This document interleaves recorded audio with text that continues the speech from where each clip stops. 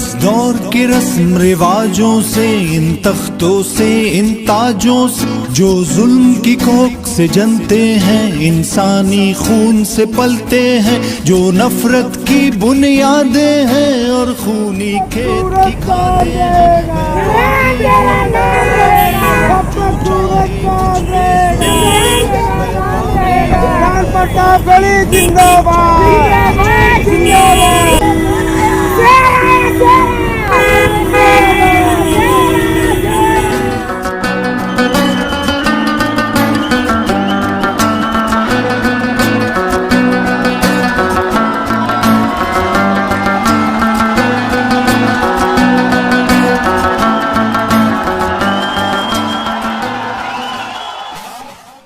सलाम जमशेदपुर को, सलाम इस शहर की मोहब्बतों को, सलाम इस शहर की हिंदू मुस्लिम सिख ईसाई की जो आपस की एकता है उसको।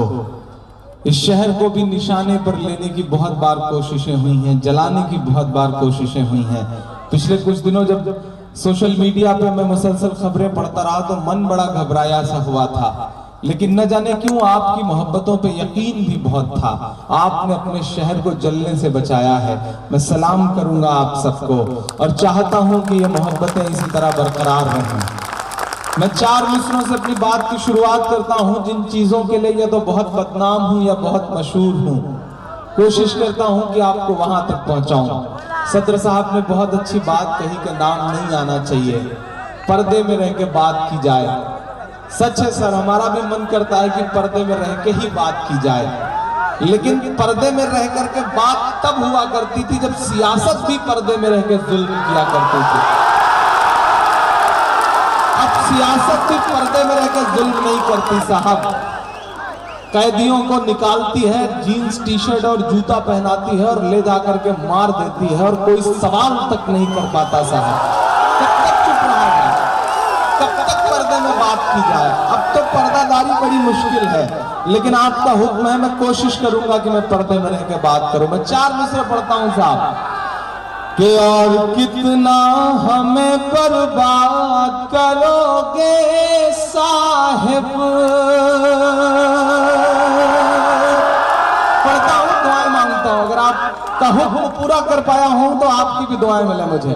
कि और कितना हमें बर्बाद करोगे साहिब, क्या सितम और नया ईजाद करोगे साहिब।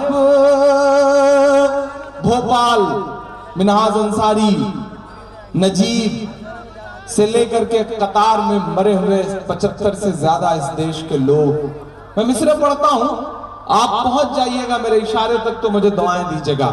कि और कितना हमें बर्बाद करोगे साहिब, क्या सितम और नया ईजाद करोगे साहिब।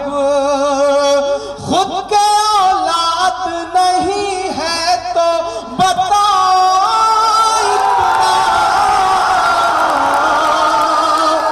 मैंने किसी का नाम नहीं लिया है, लेकिन आप पहुंचे हैं क्योंकि आपकी समझदारी बड़ी है। मैं सलाम करूंगा उस समझदारी के साथ। मैं पढ़ता हूं कि और कितना हमें बर्बाद करोगे साहिब, क्या सितम और नया ईजाद करोगे साहिब। खुद के औलाद नहीं है तो बताओ इतना, कितनी माँ को बेऔलाद करोगे साहिब, करोगे साहिब। कितनी माँ को बेऔलाद करोगे साहिब, करोगे साहिब। मेरी आंखों के सामने हजारों हाथ उठे हैं, हाथों में मोबाइल है और उसका फ्लैश चल रहा है। ऐसा लग रहा है कि नन्हे नन्हे जुगनू चमक रहे हों। ये बड़ा खूबसूरत सा नजारा है। मैं इस नजारे को आंखों में भर लेना चाहता हूं और 4 मिसरे और पढ़ता हूं। पूरा देश कतार में लगा हुआ है।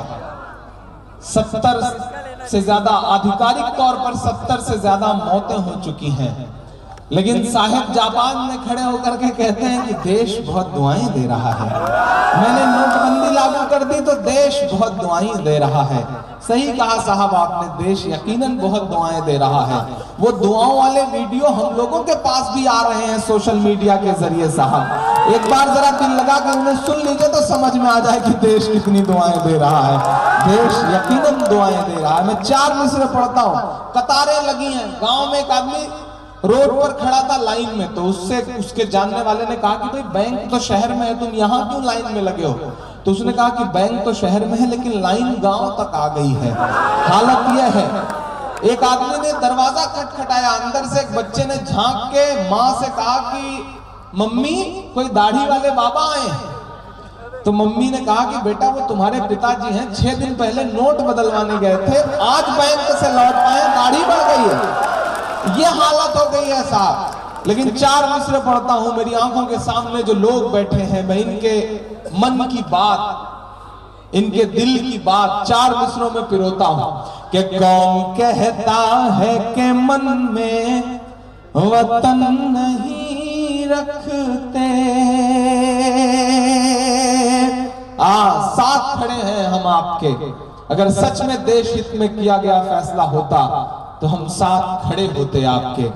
लेकिन साहब देश हित का ठेका सिर्फ अवाम ने थोड़ी ले रखा है। आप 2.5 साल में 72 करोड़ रुपए का कपड़ा पहनेंगे और हमसे देश हित में कतार में लगने की उम्मीद करेंगे? नहीं साहब, ये तो नाइंसाफी है साहब। आप 1,14,000 करोड़ रुपए का उद्योगपतियों का कर्जा माफ कर देंगे और हमारे घरों में जो गुल्लकों में 2-4 हजार रखे थे उसे भी बैंक में जमा करवाने की उम्मीद करेंगे?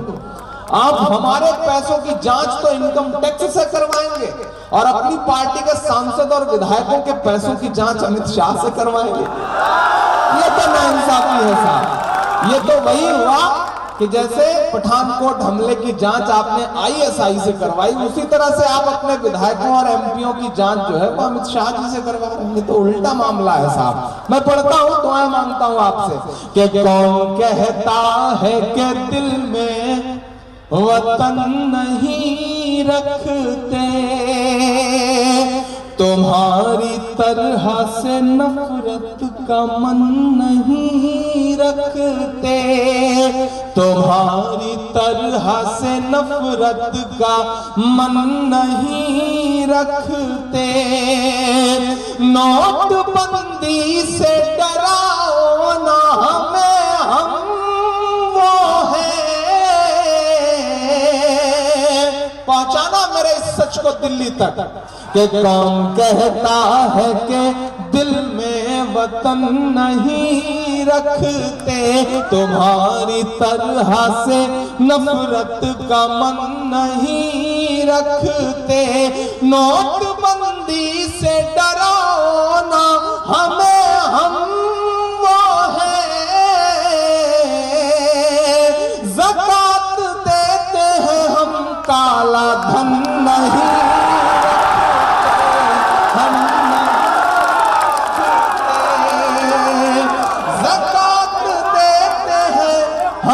काला धन नहीं रखते, हम नहीं रखते। फिर से पढ़ूं? देखिए ये जो यहाँ इस तरफ लोग हैं, जो इस तरफ लोग हैं, ये तो दाद दे रहे हैं। जो पीछे लोग हैं उन्हें लग रहा है कि मैं दाद दूंगा तो पता नहीं मेरी सदा वहां तक पहुंचे या नहीं पहुंचे। मैं आपसे वादा करता हूं कि आप दुआ देके, आप मोहब्बतें देके, आप तालियां बजा के, आप दाद देके बताएं, इंशाल्लाह मैं आपकी धड़कनें सुन के बताऊंगा। ये वादा करता हूं आपसे। और आज की रात आपकी है, हम आपके हैं। आप जितनी देर चाहेंगे इंशाल्लाह सुनाया जाएगा, आपसे रूबरू रहा जाएगा। इस शहर की मोहब्बतों को सलाम। रांची से लेकर के यहाँ तक जो इस्तकबाल किया है इस शहर ने, मुझे ऐसा लग ही नहीं रहा था कि मैं जमशेदपुर में खड़ा हूँ। मुझे ऐसा लग रहा था कि जब मैं यश भारती लेकर के लखनऊ से लौटा था तो मेरे शहर में जिस तरह से से मोहब्बत दी थी, उससे कहीं बढ़कर के जमशेदपुर ने मुझे मोहब्बत दी है। मैं सलाम करता हूं इस मोहब्बत का। बड़ी तादाद में यहाँ माएँ बहनें बैठी हैं, मुझे उनकी भी दुआएं चाहिए। ये बहुत एक अच्छा साइन है। मुझे खुशी होती है जब किसी मुशायरे की महफिल में मुहज़्ज़ब तरीके से पर्दे में हमारी औरतें भी बैठ करके देश दुनिया के हालात पर तबसरा करती हैं, उन पर गुफ्तगू करती हैं या उन्हें सुनती हैं। एक अच्छा साइन है। मैं पढ़ता हूँ साहब और दुआएं मांगता हूँ कि पुराने हाल से बदतर सभी का हाल कर डाला, पुराने हाल से बदतर सभी का हाल कर डाला, कभी कश्मीर कर डाला, कभी भोपाल कर डाला, कभी कश्मीर कर डाला, कभी भोपाल कर डाला।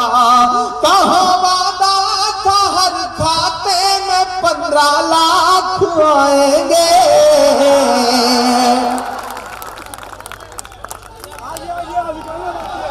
सही बात है ना भाइयों बहनों? मैं सही बोल रहा हूं कि नहीं बोल रहा हूं? सही बोल रहा हूं साहब। एक पढ़ी लिखी बात सुनना, पढ़े लिखे लोग बैठे हैं। 500 की नोट बंद हो गई, 1000 की नोट बंद हो गई, लेकिन 500 की नोट से डीजल बिक सकता है, 500 की नोट से पेट्रोल मिल सकता है, लेकिन 500 की नोट से सब्जी नहीं मिल सकती, दूध नहीं मिल सकता, अनाज नहीं मिल सकता। क्यों? क्योंकि डीजल और पेट्रोल अंबानी का है, अनाज किसान का है, वो नहीं बिक सकता साहब। समझिए पीछे की इस मंशा को, समझिए इस बहुत बड़े घोटाले को। बिहार में न जाने कितने करोड़ रुपए की जमीन खरीदी गई है नोटबंदी से महज 2 या 3 दिन पहले। समझिए बात को। हम आप महज 2000 रुपए के लिए कतार में सुबह से शाम तक खड़े रह सकते हैं, लेकिन कर्नाटका में जनार्दन रेड्डी साहब 500 करोड़ रुपए की अपनी बेटी की शादी करते हैं। कहां से आ रहा है पैसा साहब? वो आपकी पार्टी के हैं, उनसे सवाल करिए आदरणीय मोदी जी, तब तो हम मानेंगे आपकी मंशा अच्छी है। आपकी मंशा अच्छी हो तो इस देश का एक एक शख्स आपके साथ खड़ा होगा। अगर आप सच में काला धन बंद करना चाहते हैं, बर्बाद करना चाहते हैं। लेकिन मैं तो ये कह रहा हूं साहब कि इसके पीछे की मंशा ये है कि देश कतार में लगा था। आपने विजय माल्या समेत इस देश के 12 डिफाल्टरों को जो वसूली करने का जो प्राइम आइडिया होता है उससे निकाल करके उनके लोन को कब साइलेंट मोड में डाल दिया देश को पता भी नहीं चला। 6200 करोड़ रुपए का कर्ज साइलेंट मोड में चला गया, यानी कि अब वसूल पाने की प्रायोरिटी नहीं रही। हम कैसे मान लें साहब कि आपकी मंशा अच्छी है? सच्चाई तो यह है कि आप हमारी मां के पल्लू के पैसे, आप हमारे बच्चों के गुल्लकों के पैसों से इस देश के उद्योगपतियों को कर्जा देना चाहते हैं, जिन्हें वापस भी नहीं लेंगे आप। मैं जानता हूं साहब, यही वजह है कि एसबीआई ने अडानी को 70,000 करोड़ रुपए का कर्जा पिछले दिनों सैंक्शन किया है, लोन सैंक्शन किया है। आंखें खोलिए, आप भी खोलिए, और भक्तों से गुजारिश है कि वो भी आंख खोलें, क्योंकि बहुत चालाक शिकारी है। शिकारी ऐसा है कि अपनी मां तक को लाइन में लगा देता है 4500 रुपया निकालने के लिए। आप समझिए कि किस तरह इस्तेमाल हो रहा है। हद तो यह है कि जिस दिन माता जी 4500 निकाल के आती हैं, उसी दिन से शाम से 4500 से लिमिट 2000 हो जाती है। आपकी माता जी निकालें तो 4500 निकलेगा, हमारी अम्मी निकालें तो 2000 निकलेगा। ये तो बहुत बड़ी नाइंसाफी है साहब। और मैंने उस दिन एक शेर कहा कि फर्जी आंसू छलकाना पड़ जाए ये अमाल न कर, फर्जी आंसू छलकाना पड़ जाए ये अमाल न कर, पहले ही जज्बात नहीं है खुद को और कंगाल न कर। वो रिकॉर्ड कर रहे हैं, रिकॉर्ड कर। आप भी इतनी जल्दी उत्तेजित क्यों हो जाते हैं? मतलब एकदम से रिएक्ट करने लगते हैं, किनारे हो जाएंगे कि फर्जी आंसू छलकाना पड़ जाए ये अमाल न कर, पहले ही जज्बात नहीं है खुद को और कंगाल न कर। वोट के नाम पे, नोट के नाम पे खूब सियासत कर, लेकिन माँ जैसे पाकीज़ा रिश्ते का तो इस्तेमाल न कर। माँ जैसे पाकीज़ा रिश्ते का तो इस्तेमाल न कर। के पुराने हाल से बदतर सभी का हाल कर डाला, कभी कश्मीर कर डाला, कभी भोपाल कर डाला। कहाँ वादा था हर खाते में 15 लाख आएंगे, कहाँ सब ले लिया हर शख्स को कंगाल कर डाला। कहाँ सब ले लिया हर शख्स को कंगाल कर डाला। कि भारत माँ की आँख के तारे कहाँ गए। देश परेशान है, लोग मर रहे हैं, लेकिन याद करिएगा कुछ चेहरे ऐसे खामोश हैं जैसे है ही नहीं दुनिया में, जो ठेका लिए घूमते थे साहब। इमरान मिस्र पढ़ता है कि भारत माँ की आँख के तारे कहाँ गए, आरएसएस के राज दुलारे कहाँ गए। अच्छे दिनों की तरह उन्हें भी खोज रहा, कोई बताए अन्ना हजारे कहाँ गए। कोई बताए अन्ना हजारे कहाँ गए। कोई बताए अन्ना हजारे कहाँ गए। मुर्शिद भाई आगे आइए, वहां कहाँ, आप तो मंच के आदमी हैं, आप वहां कहाँ सरपंच की तरह बैठे हुए हैं। आइए इधर आइए, इतनी मेहनत करी आपने। बंदा रात के 2:30 बजे 3 बजे मुझे फोन करके, इमरान भाई कब पहुंच रहे हैं, कितने बजे पहुंच रहे हैं, कैसे पहुंच रहे हैं, क्या कर रहे हैं। मैंने कहा खुदा के बंदे, तो अल्लाह का करम है कि मेरी शादी नहीं हुई, नहीं मैं क्या बताता कि मैं क्या कर रहा हूँ, क्यों इतनी रात परेशान कर रहे हो। लेकिन इनकी मोहब्बत को सलाम, बहुत प्यारे दोस्त हैं ये। और बंगाल से लेके बिहार तक कहीं भी मुशायरा हो, मुर्शिद साहब का चेहरा मुझे वहां नजर आ जाता है। खबर लगती है कि इमरान आ रहे हैं तो ये कह देते हैं कि इमरान भाई हम भी पहुंच रहे हैं। इनका फेसबुक के इनबॉक्स में मैसेज पड़ा रहता है। मैं इनकी मोहब्बत को भी निभाने आया हूं। मैं पढ़ता हूं साहब सोनू भाई की मेहनतें, इनका इस्तकबाल, इनका प्यार। मैं मिसरे पढ़ता हूं कि कोई बताए अन्ना हजारे कहाँ गए। जमशेदपुर वालों की तरफ से पूरे हिंदुस्तान को मुबारकबाद। इस साल की आईएएस टॉप करने वाली टीना डबी और सेकंड टॉपर अतरुल शफी साहब मोहब्बत में शादी करने जा रहे हैं। दोनों को मुबारकबाद। नफरतों के इस माहौल में मोहब्बत के जो फूल खिलने जा रहे हैं, मोहब्बत के जो चिराग जलने जा रहा है, मैं उसे सलाम करूंगा। लेकिन 4 मिसरे पढ़ता हूं साहब। ये मुबारकबाद भी तो मुझे एक नाम याद आ गया। देश की संसद में खड़े होकर के हमारे देश के एक जिम्मेदार पढ़े लिखे सांसद महोदय कहते हैं कि अकबर रोड का नाम बदल दिया जाए। औरंगजेब रहमतुल्लाह अलैह के नाम पे एक रोड थी, वो बदल दी गई। देश चुप रहा, लोग चुप रहे। हमारी निशानियों से तकलीफ है, हमारी इमारतों से तकलीफ है, हमारे स्मारकों से तकलीफ है। आखिर इतनी नफरतें कहां से लाते हैं आप? खत्म करिए इन नफरतों को, क्योंकि ये इमारतें तो वो इमारतें हैं जो अपने बनने के सैकड़ों साल बाद भी इस देश की तरक्की में कितना बड़ा योगदान कर रही है। मैं बताता हूं, ताजमहल को देखने के लिए एक साल में 22.29 करोड़ रुपए का टिकट बिकता है और वो देश के राजस्व में जाकर के मुल्क की तरक्की में हाथ बटाता है। इस देश में कुतुब मीनार को देखने के लिए एक साल में 19.39 करोड़ रुपए का टिकट बिकता है और वह देश की तरक्की में कहीं ना कहीं लगता है। हुमायूं के मकबरे को देखने के लिए 14 करोड़ रुपए का तकरीबन टिकट बिकता है और मुल्क की तरक्की में योगदान देता है। ये इमारतें सैकड़ों साल बाद भी इतना योगदान दे रही हैं, सहयोग कर रही हैं देश की तरक्की में, राजस्व दे रही हैं। लेकिन आप हैं कि हमारी निशानियां बदल देना चाहते हैं, हमारे नाम बदल देना चाहते हैं। और जिन्होंने ये अभियान शुरू किया है उनका नाम है सुब्रमण्यम स्वामी। और उनका सिर्फ एक और परिचय है, माफ करिएगा सदर मोहतरम साहब, नाम लेना पड़ रहा है, माफ करिएगा मुझे, लेकिन मैं नाम लेके कहता हूं कि उनका नाम है सुब्रमण्यम स्वामी, जो नफरतों की मुहिम चलाए हुए हैं नाम बदलने की। लेकिन उनका एक परिचय और देता हूं, उनका नाम है सुब्रमण्यम स्वामी, उनकी बेटी का नाम है सुभाषिनी और उनके दामाद का नाम है नदीम हैदर। पहचानिए ऐसे दो गले चेहरों को, पहचानिए ऐसे दो चेहरा रखने वाले। वो दोनों मजहबों में हैं, वो सारी जगहों पे मौजूद हैं। मैं तो इस माइक पर खड़ा होकर पूरी जिम्मेदारी से ये बात कहता हूं कि ये जो हिंदुस्तान है ना, जिसका ख्वाब शंकर देखते हैं, जिसका ख्वाब कमल देखता है, जिसका ख्वाब इमरान देखते हैं, वो हिंदुस्तान किसी तोगड़िया साहब की जहरीली भाषणों से नहीं बनता है। वो हिंदुस्तान किसी बुखारी साहब के उल जलूल फतवों से भी नहीं बनता है। वो हिंदुस्तान तो उससे बनता है कि जब मुंबई अटैक के बाद मुंबई का पूरा मुसलमान इकट्ठा होकर के सरकार को लिखित तौर पे देता है कि हम अपनी कब्रिस्तानों में दहशतगर्दों को दफनाने की इजाजत नहीं देंगे। हिंदुस्तान तो उससे बनता है। मैं उस हिंदुस्तान का हामी हूं साहब। अरे हिंदुस्तान तो उससे बनता है कि जब पाकिस्तान के खिलाफ विश्व कप में मैच होता है, चाहे पहले बल्लेबाज कामरान अकमल को आउट करना हो या आखिरी बल्लेबाज मिसबाहुल हक को गेंद लेकर के जहीर खान दौड़ते हैं, हिंदुस्तान तो उससे बनता है साहब। मैं उस हिंदुस्तान का हामी हूं और हिंदुस्तान को आप भी दिल में नहीं रखते।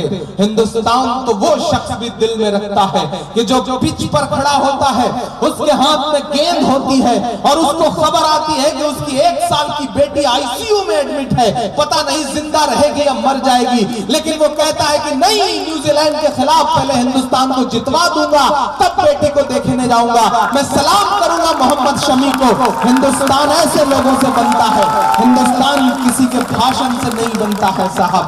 ये जो नफरतों की दोहरी सियासत करने वाले लोग हैं, इनको आप भी पहचाने, आप भी पहचाने, अनीस भाई भी पहचाने, रिंटू भाई भी पहचाने, क्योंकि जरूरत आन पड़ी है। मैं 4 मिसरे पढ़ता हूं साहब कि अपने सभी प्यादों के नाम बदल डालो। आपकी मुहिम को सलाम सुब्रमण्यम स्वामी साहब, लेकिन मेरी भी बात को सलाम करिएगा जो मैं कह रहा हूं, और हो सके तो अमल करिएगा कि अपने सभी प्यादों के नाम बदल डालो, तारीखी यादों के नाम बदल डालो, तारीखी यादों के नाम बदल डालो। अकबर रोड का नाम बदलने से पहले, अकबर रोड का नाम बदलने से पहले अपने दामादों के नाम बदल डालो, अपने दामादों। बहुत शुक्रिया। लेकिन अब प्लीज ये सिलसिला जो मालाएं लेके बैठे हैं उनसे गुजारिश है कि अब उसे अपने पास रखें। मैं जाते वक्त नहीं यकीनन मैं उस मोहब्बत को समेटने के लिए इंशाल्लाह आपके पास तक आऊंगा आखिर में, ये मैं वादा कर रहा हूँ। मुझे मोहब्बतें समेटना अल्लाह का करम है, आती हैं, मैं निभाऊंगा और समेटूंगा भी। मैं एक नज़्म सुनाना चाह रहा हूँ। डाइस में जो लोग आ गए हैं, क्या बात सुनू भाई, किसी को पुकार रहे हैं? हाँ मैं सब सुनाऊंगा, मदरसा भी सुनाऊंगा, कश्मीर भी सुनाऊंगा, फलस्तीन भी सुनाऊंगा इंशाल्लाह, हम मुसलमान भी सुनाऊंगा, माँ भी सुनाऊंगा, लेकिन उससे पहले नजीब भी सुनाऊंगा। अच्छा, आप तक वो भी पहुंच गई। सलाम है आपकी सोच को साहब के वाह रे देश के चौकीदार, वाह रे देश के चौकीदार, न खाऊंगा न खाने दूंगा। तो इतना शौचालय क्यों बनवा रहे हैं साहब? न खाएंगे न खाने देंगे तो शौचालय क्यों बनवा रहे हैं? लेकिन बनवा रहे हैं, पता नहीं क्या सोच रखा है, किस मंशा के तहत काम हो रहा है साहब। मैं नज़्म पढ़ता हूँ साहब, कमाल की चौकीदारी है, कमाल की चौकीदारी है साहब। जिस एयरपोर्ट से बिना सिक्योरिटी इंचार्ज की इजाजत के आप कमला पसंद की पुड़िया तक नहीं ले जा सकते, वहां से मोटा तगड़ा आसामी 9,000 करोड़ रुपया लेकर के लंदन चला गया साहब। सब चुप रहे। मैं नज़्म पढ़ता हूँ कि वाह रे देश के चौकीदार, वाह रे देश के चौकीदार, विजय माल्या नाक के नीचे से हो गया फरार, वाह रे देश के चौकीदार, वाह रे देश के चौकीदार, देश के चौकीदार, वाह रे देश के चौकीदार। के देश चलाना चाय बनाने जैसा काम नहीं है। आज याद आ रहे हैं मनमोहन सिंह, आज याद आ रहे हैं जब इकोनॉमी फंसी है, जब जीडीपी डाउन जा रही है, तब याद आ रहे हैं मनमोहन सिंह, तब मैं ये मिसरा जोड़ देता हूं कि वाह रे देश के चौकीदार, वाह रे देश के चौकीदार। बलदेव जी और सामने जो चचा बैठे हैं, दोनों की खास तौर से दुआ मांगता है इस मिसरे पे। वाह रे देश के चौकीदार, तुमसे ज्यादा सरदार था वो पिछला सरदार। वाह रे देश के चौकीदार, वाह रे देश के चौकीदार, तुमसे ज्यादा सरदार था वो पिछला सरदार। वाह रे देश के चौकीदार, वाह रे देश के चौकीदार, के देश चलाना चाय बनाने जैसा काम नहीं है, नफरत वाली राय बनाने जैसा काम नहीं है। एक किसान ना कर्ज चुकाए तो फांसी का फंदा। एक साल में, महज एक साल में महाराष्ट्र में 3539 किसानों ने महज कुछ लाख रुपए का कर्ज ना अदा कर पाने की वजह से खुदकुशी की है। और आप कहते हैं अब की बार किसानों की सरकार। कैसे मान लूं साहब, कैसे यकीन करूं साहब, आप लाखों करोड़ रुपए का कर्जा उद्योगपतियों का माफ कर देंगे। आप पाकिस्तान जब बिना बताए बिना दावत के जाएंगे तो आपके विमान में उद्योगपति रहेंगे, और आप कहते हैं कि अब की बार किसानों की सरकार। कैसे मालूम साहब कि एक किसान ना कर्ज चुकाए तो फांसी का फंदा, और मालिया लंदन घूमे बाहर तेरा धंधा, और मालिया लंदन घूमे बाहर तेरा धंधा। जिसे जेल में होना था वो घूम रहा लंदन है, जिसे जेल में होना था वो घूम रहा लंदन है। राष्ट्र भक्त सब चुप बैठे हैं, अजब दोगलापन है। राष्ट्र भक्त सब चुप बैठे हैं, अजब दोगलापन है। जो ये बातें कह दे वो हो जाएगा गद्दार। वाह रे देश के चौकीदार, वाह रे देश के चौकीदार। बात चौकीदार की है, बात चौकीदार की चौकीदारी की है। तो उस चौकीदार के घर से महज 4-4.5 किलोमीटर दूर बैठी एक मां के आंसुओं से रूबरू करवाता हूं आपको। दिल्ली में एक टॉप क्लास की यूनिवर्सिटी है जिसका नाम है जवाहरलाल नेहरू यूनिवर्सिटी। वहां एक बच्चा एडमिशन लेता है, होनहार बच्चा जिसका जामिया के एंट्रेंस में भी एडमिशन हो जाता है, वो क्लियर कर लेता है, एएमयू का एंट्रेंस भी और जेएनयू का भी। लेकिन वो अपनी अम्मी से कहता है कि मुझे जेएनयू में एडमिशन लेना है, मैं जेएनयू को जानना चाहता हूँ, प्रतिरोध को जानना चाहता हूँ। वो जेएनयू में एडमिशन लेता है, हॉस्टल में शिफ्ट होने के लिए जाता है। पहले दिन कुछ लफंगों से उसकी लड़ाई होती है और वो लफंगे उसे पीटते हुए कहते हैं इसे 72 हूरों के पास भेज दिया जाए। अगली दोपहर 11 बजे से वो लड़का गायब है। तकरीबन 40 दिन होने को आ गए हैं, लेकिन चौकीदार के कान पर जूं तक नहीं रेंग रही है। वो मां जेएनयू में बैठ के चीख चीख कर कह रही है कि मुझे मेरा बेटा वापस कर दो, मुझे मेरा लाल वापस कर दो, मुझे मेरा नजीब वापस कर दो। वो मां इंसाफ मांगने के लिए जब जंतर मंतर की तरफ कूच करती है, वो मां इंसाफ मांगने के लिए जब इंडिया गेट की तरफ कूच करती है, तो उस मां को चौकीदार के मातहतों के इशारे पर पुलिस घसीटते हुए थाने ले जाती है, गुमनामी के साथ रख देती है। मुझे याद है कि जब ट्विटर पे मैं उसके लिए पोस्ट करता हूं तो केजरीवाल साहब का मैसेज आता है कि इमरान भाई अपना नंबर दीजिए। मैं उन्हें नंबर ट्रांसफर करता हूं और विदिन अ मिनट उनकी कॉल आती है और केजरीवाल साहब का शुक्रिया, उन्हें सलाम। वो कहते हैं कि इमरान भाई मैं थाने जा रहा हूं, ज्यादती है, ये बहुत ज्यादती है, चाहे मेरे साथ जो करें वो, लेकिन मैं थाने जा रहा हूं मजीद की अम्मी को छुड़वाने के लिए।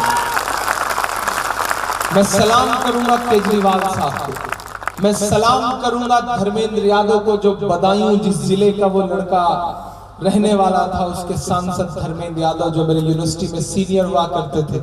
जब मैं उनसे कहता हूं कि साहब पूरा देश देख रहा है कि समाजवादी पार्टी का क्या स्टैंड है इस मुद्दे पर, तो उनका शुक्रिया कि वो नजीब की अम्मी से मिलते हैं और नजीब की अम्मी को लेकर के वो होम मिनिस्टर के पास जाते हैं, लेफ्टिनेंट गवर्नर के पास जाते हैं।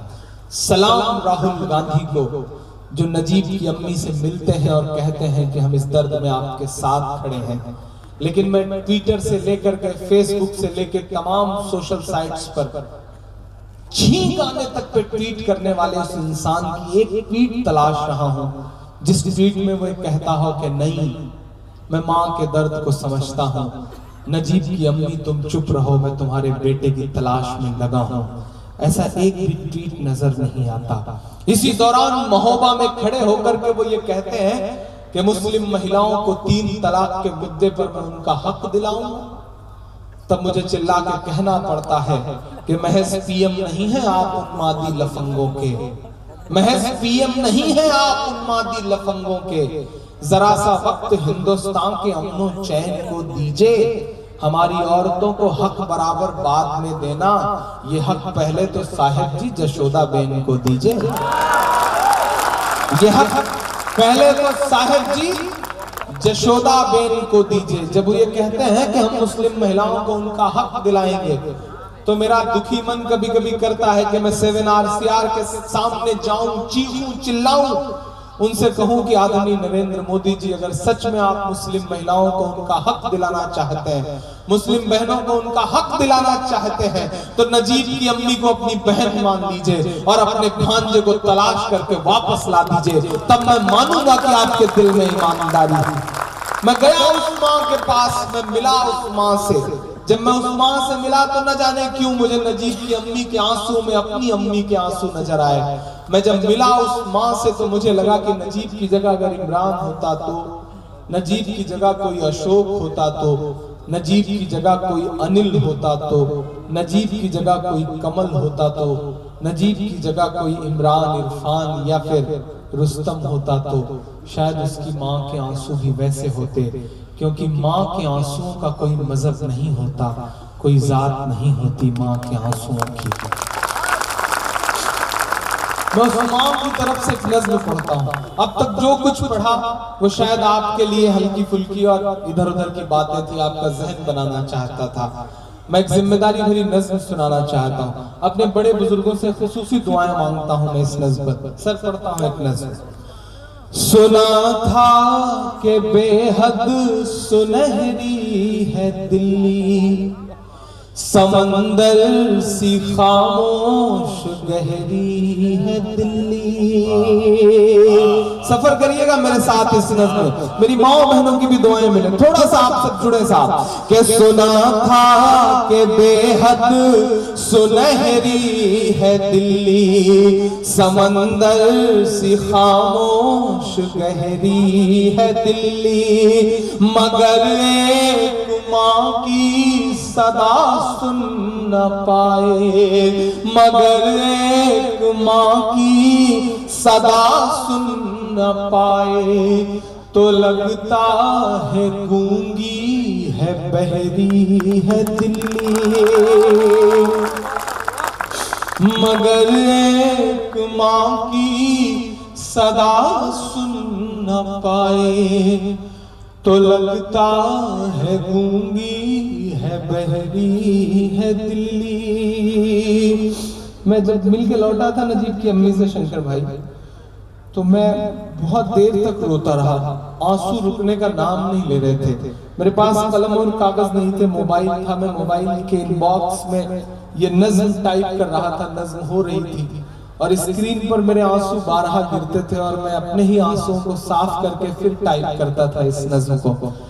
मेरे आंसुओं को जाया मत होने दीजिएगा, मेरे आंसुओं के साथ सफर करिएगा इस नज़्म में।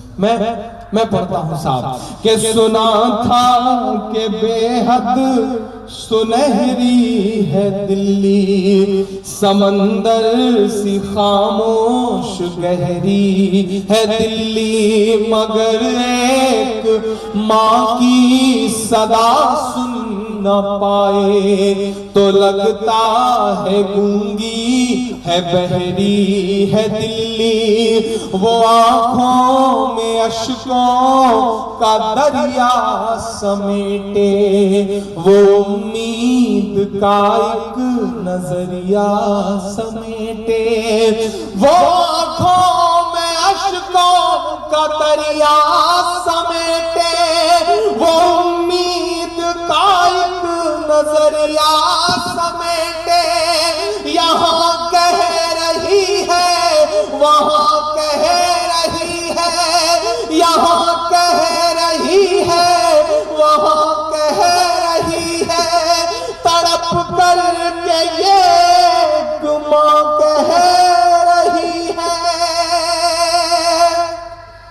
नहीं पूछता है कोई हाल मेरा, नहीं पूछता है कोई हाल मेरा। कोई ला के दे मुझे लाल मेरा, कोई ला के दे मुझे लाल मेरा। कोई ला के दे मुझे लाल मेरा। कि उसे लेके वापस चली जाऊंगी मैं, पलट कर कभी फिर नहीं आऊंगी मैं। उसे लेके वापस चली जाऊंगी मैं, पलट कर कभी फिर नहीं आऊंगी मैं। वही है बुढ़ापे का मेरे सहारा, वही है बुढ़ापे का मेरे सहारा। वो बिछड़ा तो जिंदा ही मर जाऊंगी मैं। उसे लेके वापस चली जाऊंगी मैं, पलट कर कभी फिर नहीं आऊंगी मैं। वही है बुढ़ापे का मेरे सहारा, वो बिछड़ा तो जिंदा ही मर जाऊंगी मैं। वही है मेरी जिंदगी की कमाई, वही है मेरी जिंदगी की कमाई। वही तो है सदियों का आमाल मेरा। कोई ला के दे मुझे लाल मेरा, कोई ला के दे मुझे लाल मेरा। कोई ला के दे मुझे लाल मेरा। हिंदुस्तान के हर टॉप मोस्ट टीवी चैनल्स के ऑफिसेज हैं महज 4 से 5 किलोमीटर दूर। देश का प्रधानमंत्री रहता है 5 किलोमीटर दूर, राष्ट्रपति रहते हैं 3.5 से 4 किलोमीटर दूर, हर बड़ा मिनिस्टर रहता है। लेकिन गली गली भटकती हुई अपने बेटे की तलाश में रोती हुई एक माँ के आंसू किसी को नजर नहीं आ रहे, सिर्फ इसलिए क्योंकि उसका नाम नजीब है। शायद सिर्फ इसलिए क्योंकि अब तो आंसू और लहू भी जात और मजहब देख के पहचाने जा रहे हैं। नाग और नागिन की वाहियात खबरें चला करके टीवी चैनलों पर पत्रकारिता का दम भरने वाले पत्रकार चुप है। उनके लिए किसी की मां के आंसू कोई मतलब नहीं रखते साहब। मैं आखिरी बंद पढ़ता हूं इस नज्म का, मेरा गुस्सा बोलता है इस नज्म में।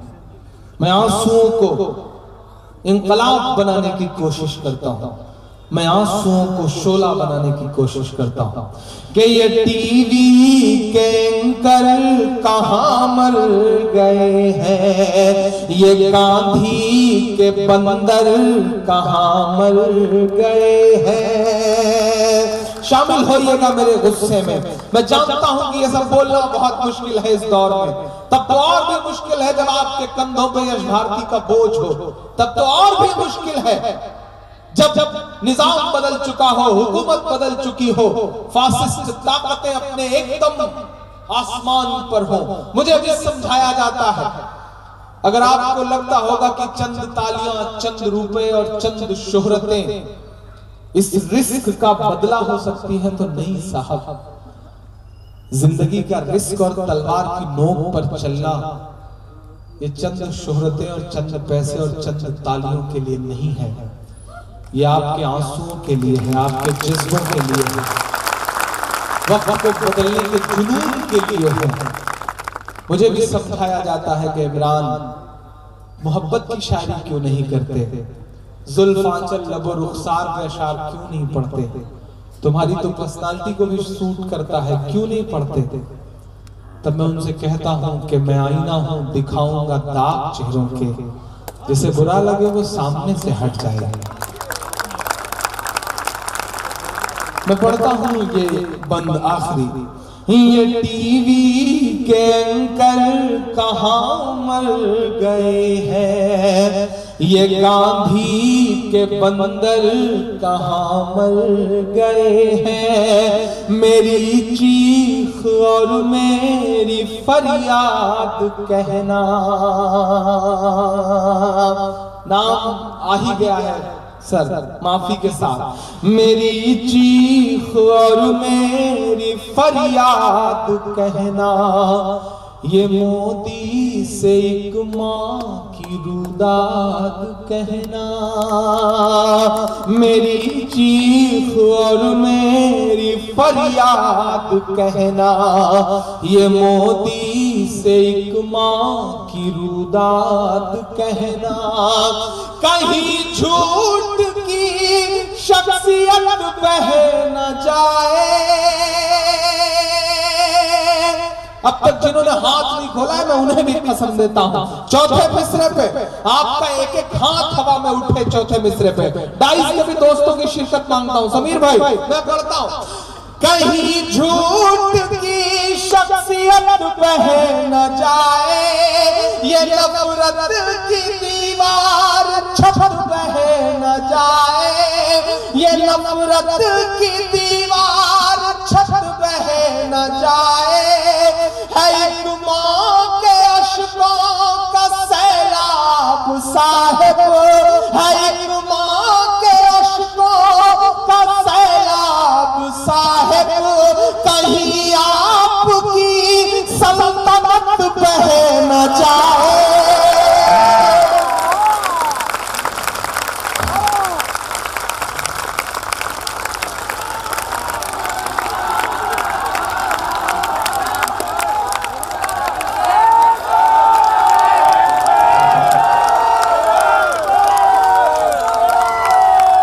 मेरी चीख और मेरी फरियाद कहना, ये मोदी से एक माँ की रुदाद कहना, कहीं झूठ की शख्सियत बह न जाए, ये नफरत की दीवार छत बह न जाए, कहीं झूठ की शख्सियत बह न जाए, ये नफरत की दीवार छत बह न जाए, है एक माँ के अश्कों का सैलाब साहिब, कहीं आपकी सल्तनत बह न जाए,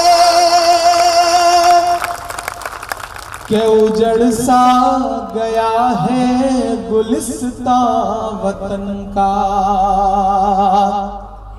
जुल्म से पहले भी था, ज्यादती से पहले भी थी, लेकिन ये जो नंगई सड़कों पे उतर आई है ना, ये इससे पहले नहीं थी।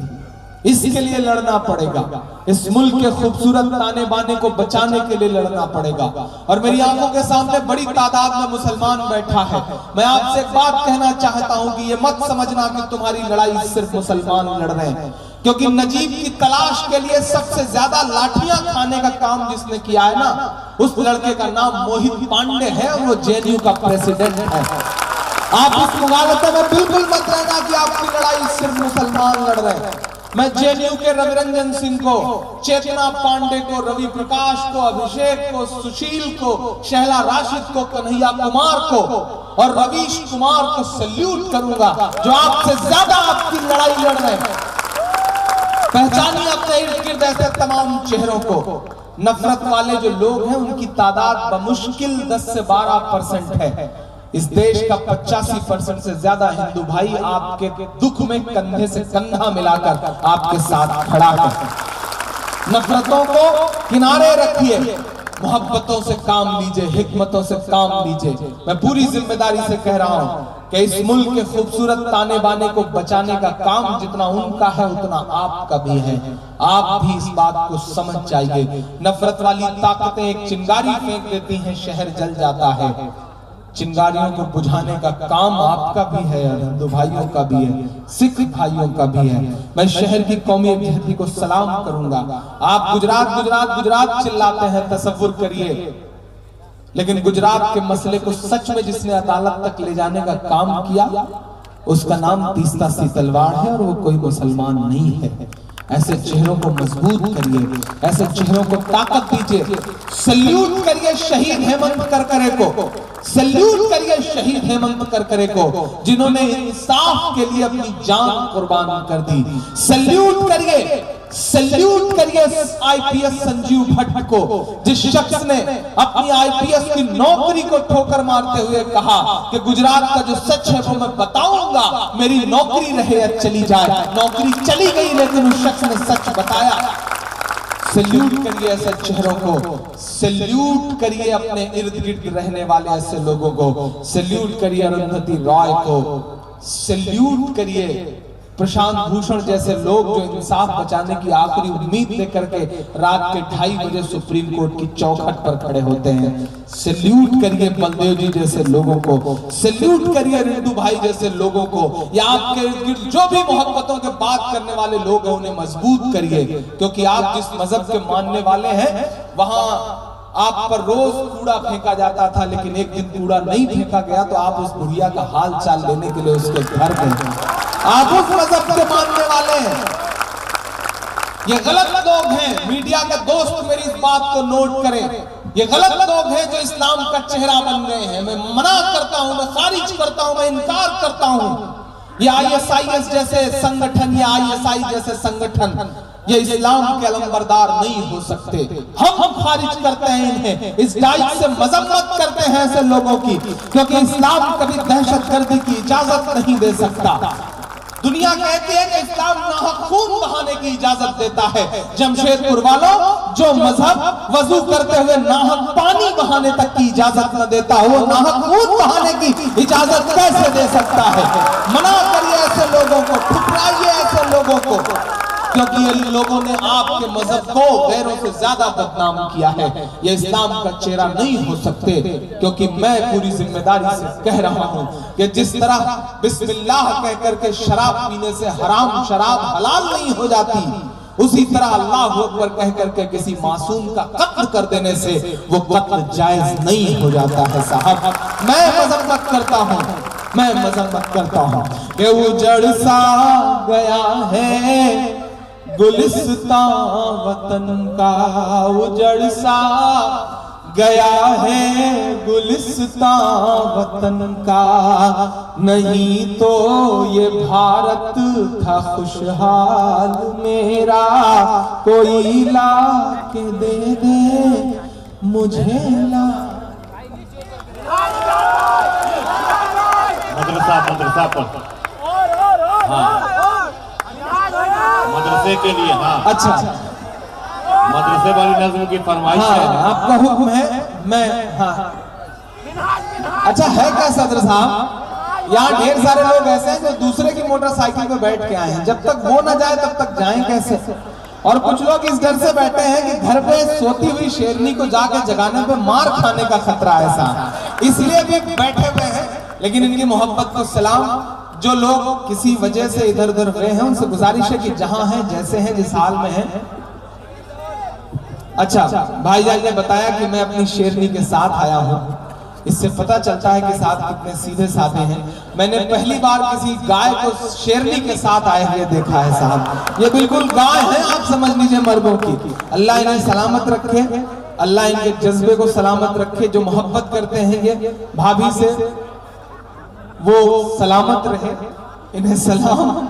मुझे नज़्म पढ़ने के लिए हुक्म हुआ है, लेकिन मैं 4 मिसरे पहले पढ़ता हूँ। मैं झारखंड में खड़ा हूँ और शंकर भाई बिहार से आए हैं। बिहार से आए हैं तो फिर 4 मिसरे तो बनते हैं साहब। कि दूध ने चाय को हरा डाला। शंकर भाई सिंबल देखिए, बिहार का इलेक्शन और इमरान के मिसरे। कि दूध ने चाय को हरा डाला, सच ने अन्याय को हरा डाला, कर दिया ये बिहार ने साबित, कर दिया ये बिहार ने साबित, भैंस ने गाय को हरा डाला, भैंस ने गाय को हरा डाला। वो सब सुनाऊंगा जो आप सुनना चाहते हैं, क्योंकि दायरे में सिमट के आया है, हर रवायत से हट के आया है। आंधियों को जरा खबर कर दो, आंधियों को जरा खबर कर दो, शेर वापस पलट के आया है, शेर वापस पलट के आया है।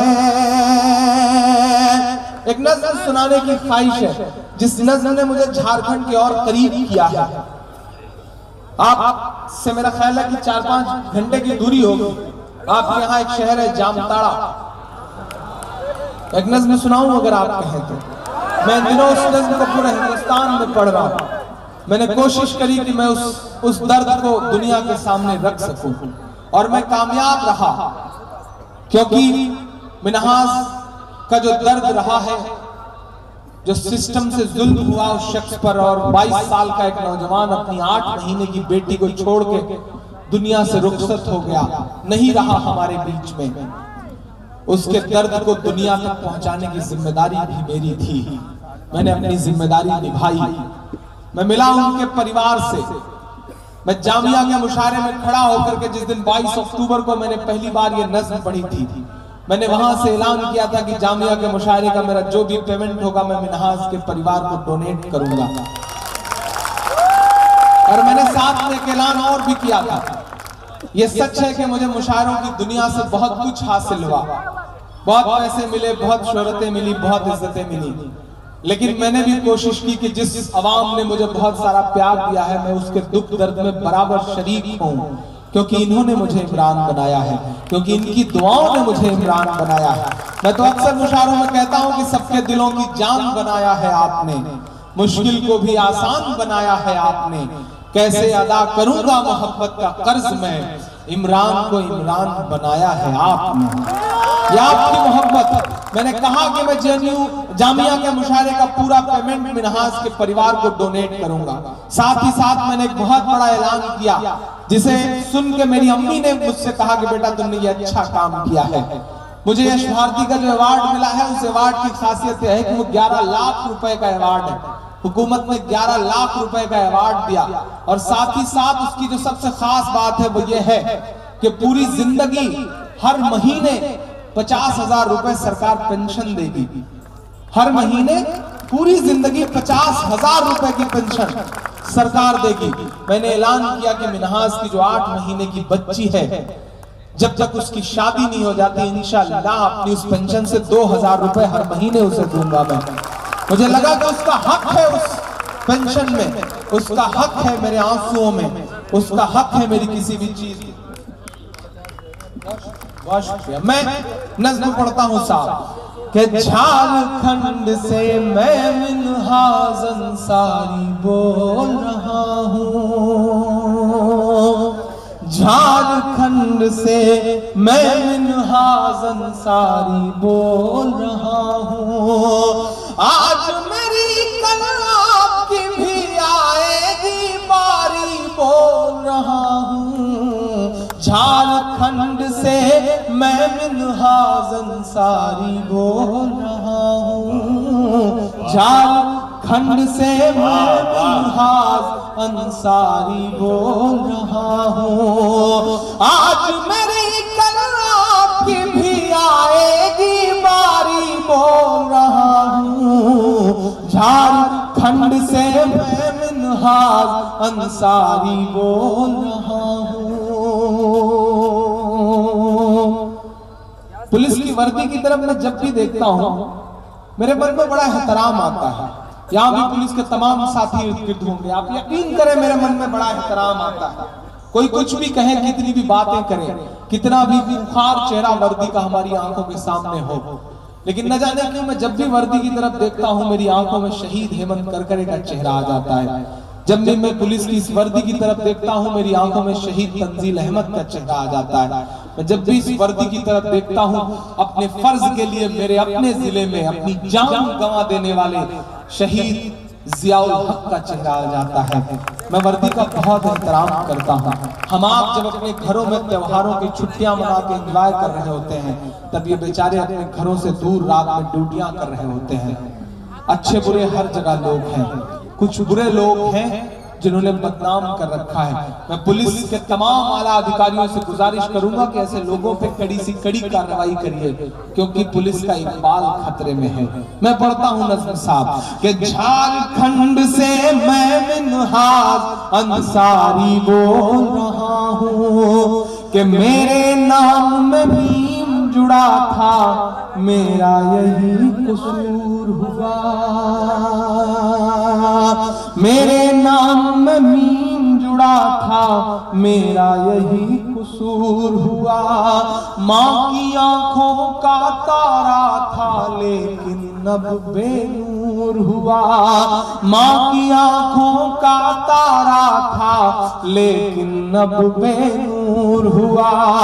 गाय के नाम पे मुझ जैसे मजलूम को जिंदा मार दिया, गाय के नाम पे मुझ जैसे मजलूम को जिंदा मार दिया। थाने में ले जाकर मुझको मौत के घाट उतार दिया, थाने में ले जाकर मुझको मौत के घाट उतार दिया। थाने की दीवार पे बिखरा जो मेरे खून का कतरा है। अगला मिसरा और अगले मिसरे का काफिया बुजुर्गों से दुआएं मांगता हूं कि थाने की दीवार पे बिखरा जो मेरे खून का कतरा है, सुन ले हुकूमत तेरे लिए वो खून नहीं है खतरा है, सुन ले हुकूमत तेरे लिए वो खून नहीं है खतरा है। लहू नहीं, लहू नहीं ये इंकलाब की है चिंगारी बोल रहा हूँ, झारखंड से मैं मिन्हाज अंसारी बोल रहा हूँ, झारखंड से मैं मिन्हाज अंसारी बोल रहा हूँ। बहुत शुक्रिया। दो नज़में अपनी पसंद के सुनाना चाहता हूँ जिन्हें मुशायरों में आप नहीं सुनते हैं, या बारहा में जिन्हें मुशायरों में नहीं पढ़ता हूँ, वो मैं सुनाना चाह रहा हूँ। हज़रत आपकी दुआएं मांगता, हाँ अखलाक भी सुना दूंगा इंशाल्लाह, लेकिन उससे पहले एक बिल्कुल ऐसी नज़्म सुनिए जो इस वक्त की जरूरत है। हमारी आपकी आंखों के सामने सोशल मीडिया के जरिए म्यांमार की ऐसी ऐसी तस्वीरें आ रही हैं, बर्मा की ऐसी ऐसी तस्वीरें आ रही हैं कि मासूम मासूम बच्चे हैं, खून है खून है खून है। मिलिट्री जुल्म कर रही है म्यांमार की, यूएनओ चुप है, दुनिया के तमाम ममालिक चुप हैं। रोहिंग्या जो मुस्लिम्स हैं वहां पर उनके साथ ज्यादती की इंतहा हो रही है, लेकिन जितने इंसाफ पसंद लोग हैं सब चुप हैं साहब।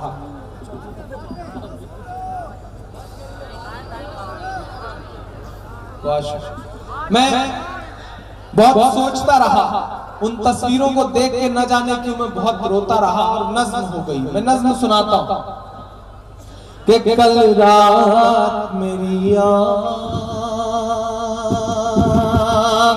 कल रात मेरी आँख ये कहते हुए रोई, कल रात मेरी आँख भाईजान, कल रात मेरी आँख ये कहते हुए रोई, बर्मा के मुसलमानों की आवाज सुने कोई, कल रात मेरी आँख, कल रात मेरी आँख ये कहते हुए रोई, बर्मा के मुसलमानों की आवाज सुने कोई, आवाज सुने कोई, कि दुनिया को चली लाश के मंजर नहीं दिखते, घरों में कैद करके जलाया जा रहा है साहब, कि दुनिया को चली लाश के मंजर नहीं दिखते, मुर्दा हुए एहसास के मंजर नहीं दिखते, हथियार लिए फिरते अहिंसा के पुजारी, और खून भरी प्यास के मंजर नहीं दिखते, दुनिया के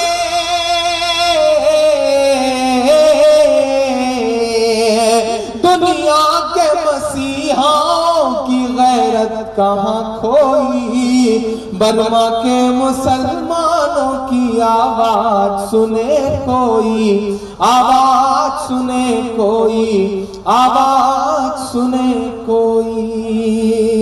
बहुत शुक्रिया। और जिन चीजों के लिए फरमाइशें हैं, मेरा मन कर रहा है मैं 4 मिसरे पढ़ दूं। मैं मदरसा जब मैं रांची से निकला तो मैंने कई जगह पोस्टर देखे, शरीयत बचाओ कॉन्फ्रेंस।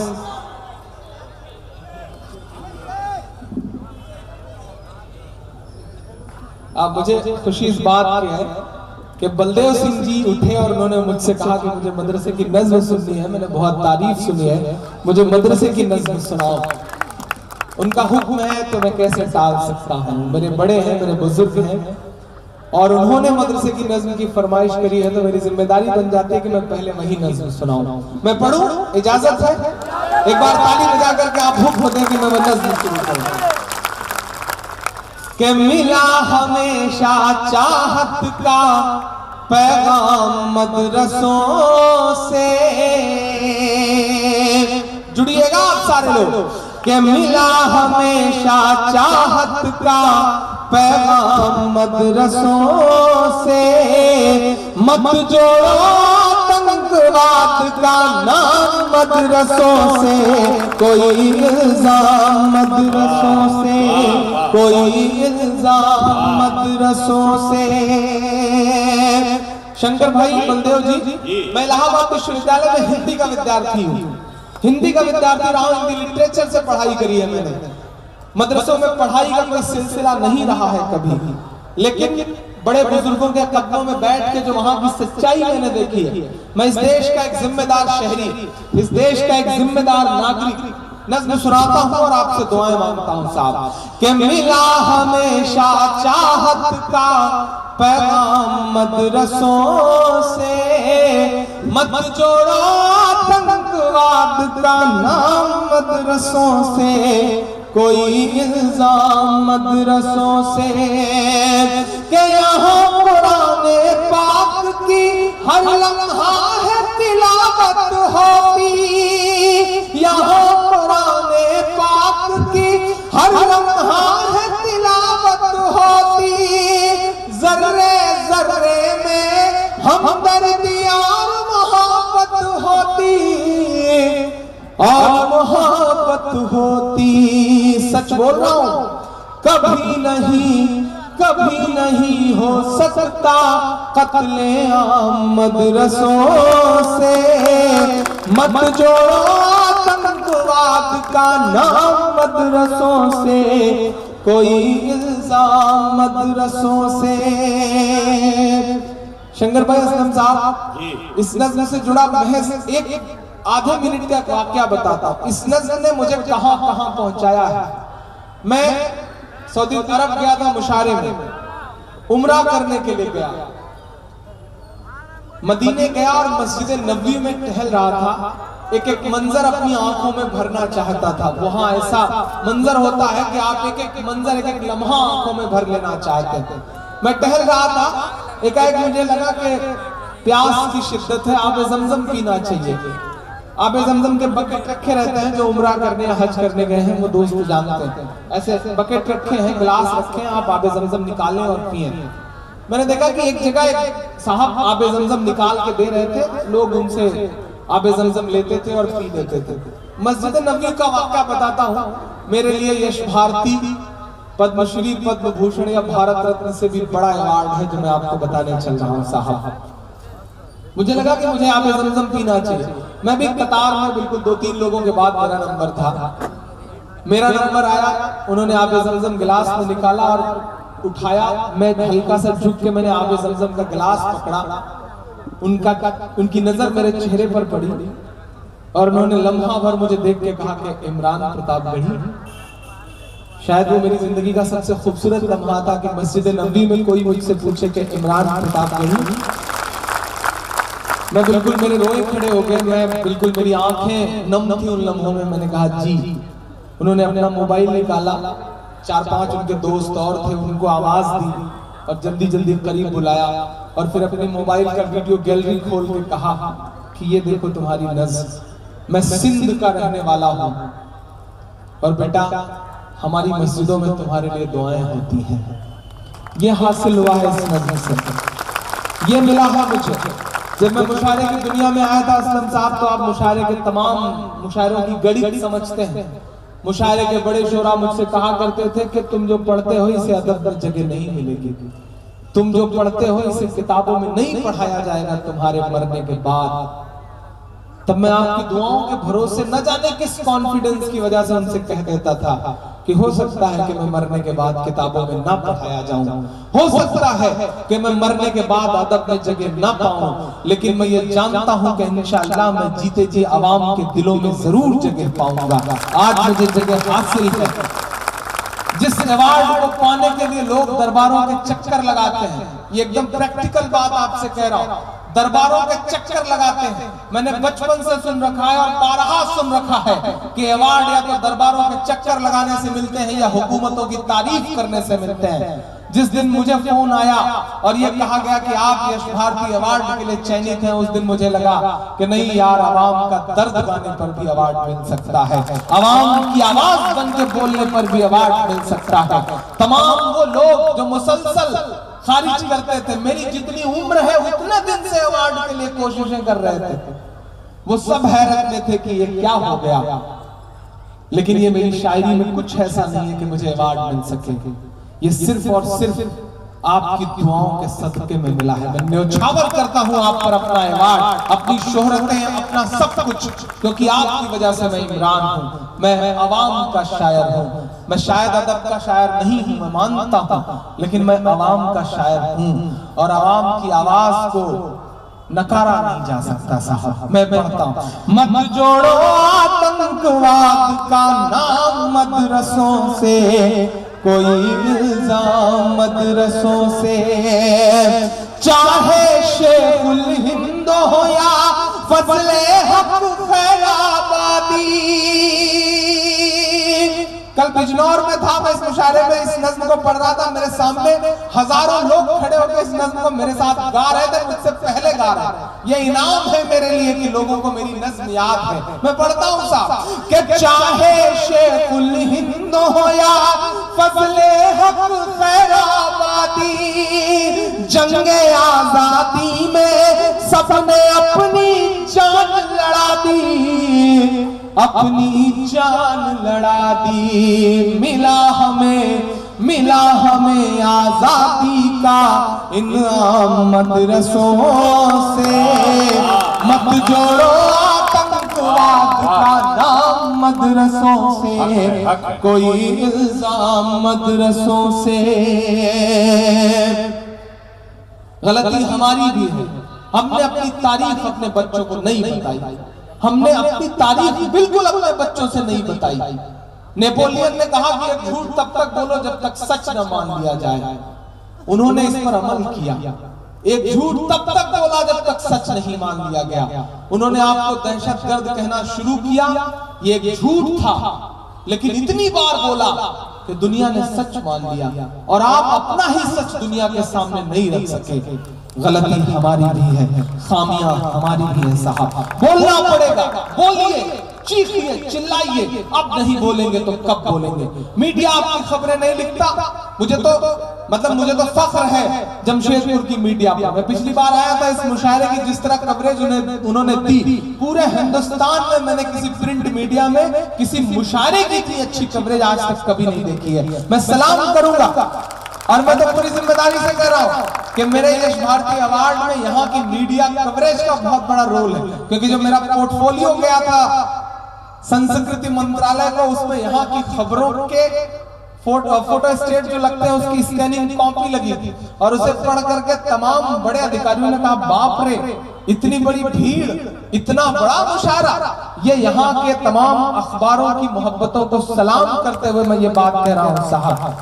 अगर मीडिया आपकी खबरें नहीं दिखाता, इलेक्ट्रॉनिक मीडिया नहीं दिखाता, तो यार मीडिया आप सोशल मीडिया के सांचे में ढल रहा है। आपके हाथ में जो 8,000 10,000 का मल्टीमीडिया मोबाइल है ना, इस पे फेसबुक है, ट्विटर है, अपनी बात रखिए, अपना दर्द रखिए, समझदारी के साथ, हिकमत के साथ एक एक चीज को दुनिया के सामने रखिए। मिनहाज अंसारी का केस जामताड़ा तक सिमट के रह जाता। अगर आज पूरी दुनिया मिनहाज अंसारी मरहूम को जान रही है तो ये सोशल मीडिया के प्रेशर का नतीजा है साहब। नजीब को आज हिंदुस्तान का बच्चा बच्चा जान रहा है तो ये फेसबुक, यूट्यूब और सोशल मीडिया की वजह से है। ये इमरान की नज़्मों को इसके घर घर तक पहुंचाया है। मुझे किसी टीवी चैनल ने स्टार नहीं बनाया। आज तक आपने मुझे किसी भी टीवी चैनल के किसी भी स्क्रीन पर नहीं देखा होगा। ये टीवी उर्दू तक मुझे रिकॉर्ड करता है लेकिन दिखाने की हिम्मत नहीं कर पाता है, डरता है हुकूमतों से। लेकिन आज अगर मैं गांव-गांव में, घर घर में, बच्चे बच्चे की मोबाइल में, बच्चे बच्चे के दिल में हूं तो ये सोशल मीडिया का असर है साहब। सैल्यूट सोशल मीडिया को, जिसने हम जैसे न जाने कितने गुमनाम स्टार पैदा कर दिए। मैं पढ़ता हूं साहब कि चाहे शेखुल हिंद हो या फजले हक खैराबादी, जंगे आजादी में सबने अपनी जान लड़ा दी। मिला हमें आजादी का इनाम मदरसों से, मत जोड़ो आतंकवाद का नाम मदरसों से। के बड़ी जरूरत देश को जब जब किया कमाल इन्हीं ने। शंकर भाई इस देश का मिसाइल मैन अपनी 5वीं तक के तालीम चेन्नई के एक मस्जिद के बरामदे में बैठ के पूरी करता था और बाद में इस देश को परमाणु संपन्न बनाता था। और सिस्टम कुछ भी प्रोपेगेंडा करे साहब, नहीं साहब हम बोलेंगे, बोलने का असर भी होता है। मैं बोल रहा हूं कि बड़ी जरूरत देश को जब जब किया कमाल इन्हीं ने, देश को एक से एक बढ़ करके दिया है लाल इन्हीं ने, दिया है लाल इन्हीं ने। 3 राष्ट्रपतियों के नाम गिनाता है इमरान। नई नस्लें याद करें इसे, और फिर कोई मदरसों के बारे में अंट बोले तो ये तीनों नाम उनके मुंह पर फेंक के मार देना कि निकले जाकिर फखरुद्दीन कलाम मदरसों से, मत जोड़ो आतंकवाद का नाम मदरसों से, कोई इल्जाम मदरसों से। आखिरी बंद से पहले का एक बंद पढ़ता हूं। 57 की जंग के बाद अंग्रेजों को लगा कि हिंदुस्तान पे हुकूमत बहुत मुश्किल है।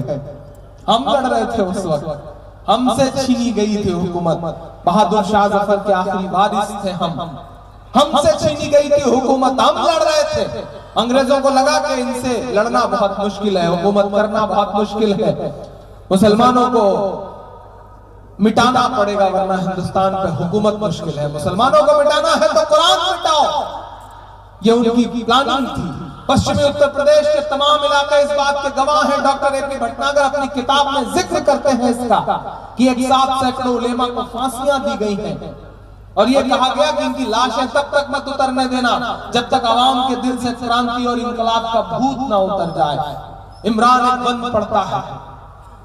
अब तक जो कुछ कहा वो एक तरफ, ये एक बंद एक तरफ, क्योंकि इसे सुन के बारहा मेरी अम्मी मुझसे कहती हैं कि ये मुझे बहुत पसंद है, ये मुझे बहुत पसंद है। यहाँ जो लोग खड़े हैं, ईमान में हरारत पैदा हो दूसरे मिसरे पे तो उसे तालियों में बदल देना कि जंगे आजादी में फिरंगी लाख कुरान जलाए। ईमान में हरारत पैदा होगी, मैं जानता हूं। हल्की सी ठंड है लेकिन ठंड को भगा करके एक बार फिर से इस मुशायरे को मुशायरा बना दीजिएगा कि जंगे आजादी में फिरंगी लाख कुरान जलाए, जंगे आजादी में फिरंगी लाख कुरान जलाए, किसी भी हाफिज के दिल से एक हर्फ मिटा ना पाए। वाह वाह वाह वाह वाह, जिंदाबाद इमरान भाई, जिंदाबाद। जंगे आजादी में फिरंगी लाख कुरान जलाए, किसी भी हाफिज के दिल से एक हर्फ मिटा ना पाए, एक हर्फ मिटा ना पाए। लिया है अल्लाह ने ऐसा भी काम मदरसों से, मत जोड़ो आतंकवाद का नाम मदरसों से, कोई इल्जाम मदरसों से। आखिरी बंद पढ़ता हूं इस नज़्म का और दुआएं मांगता हूं आपसे, दामन भर के जाना चाहता हूं इस जमशेदपुर से। आपने जितनी दुआएं दी हैं सलाम है इसे।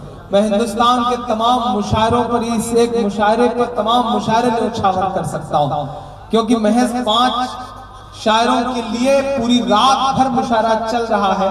ये किसी मुशायरे की कामयाबी की सबसे बड़ी गारंटी हो सकती है।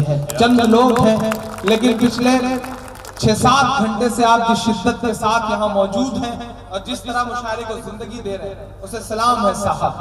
के वो कहते हैं हथियार मिलता है, वो कहते हैं ट्रेनिंग दी जाती है।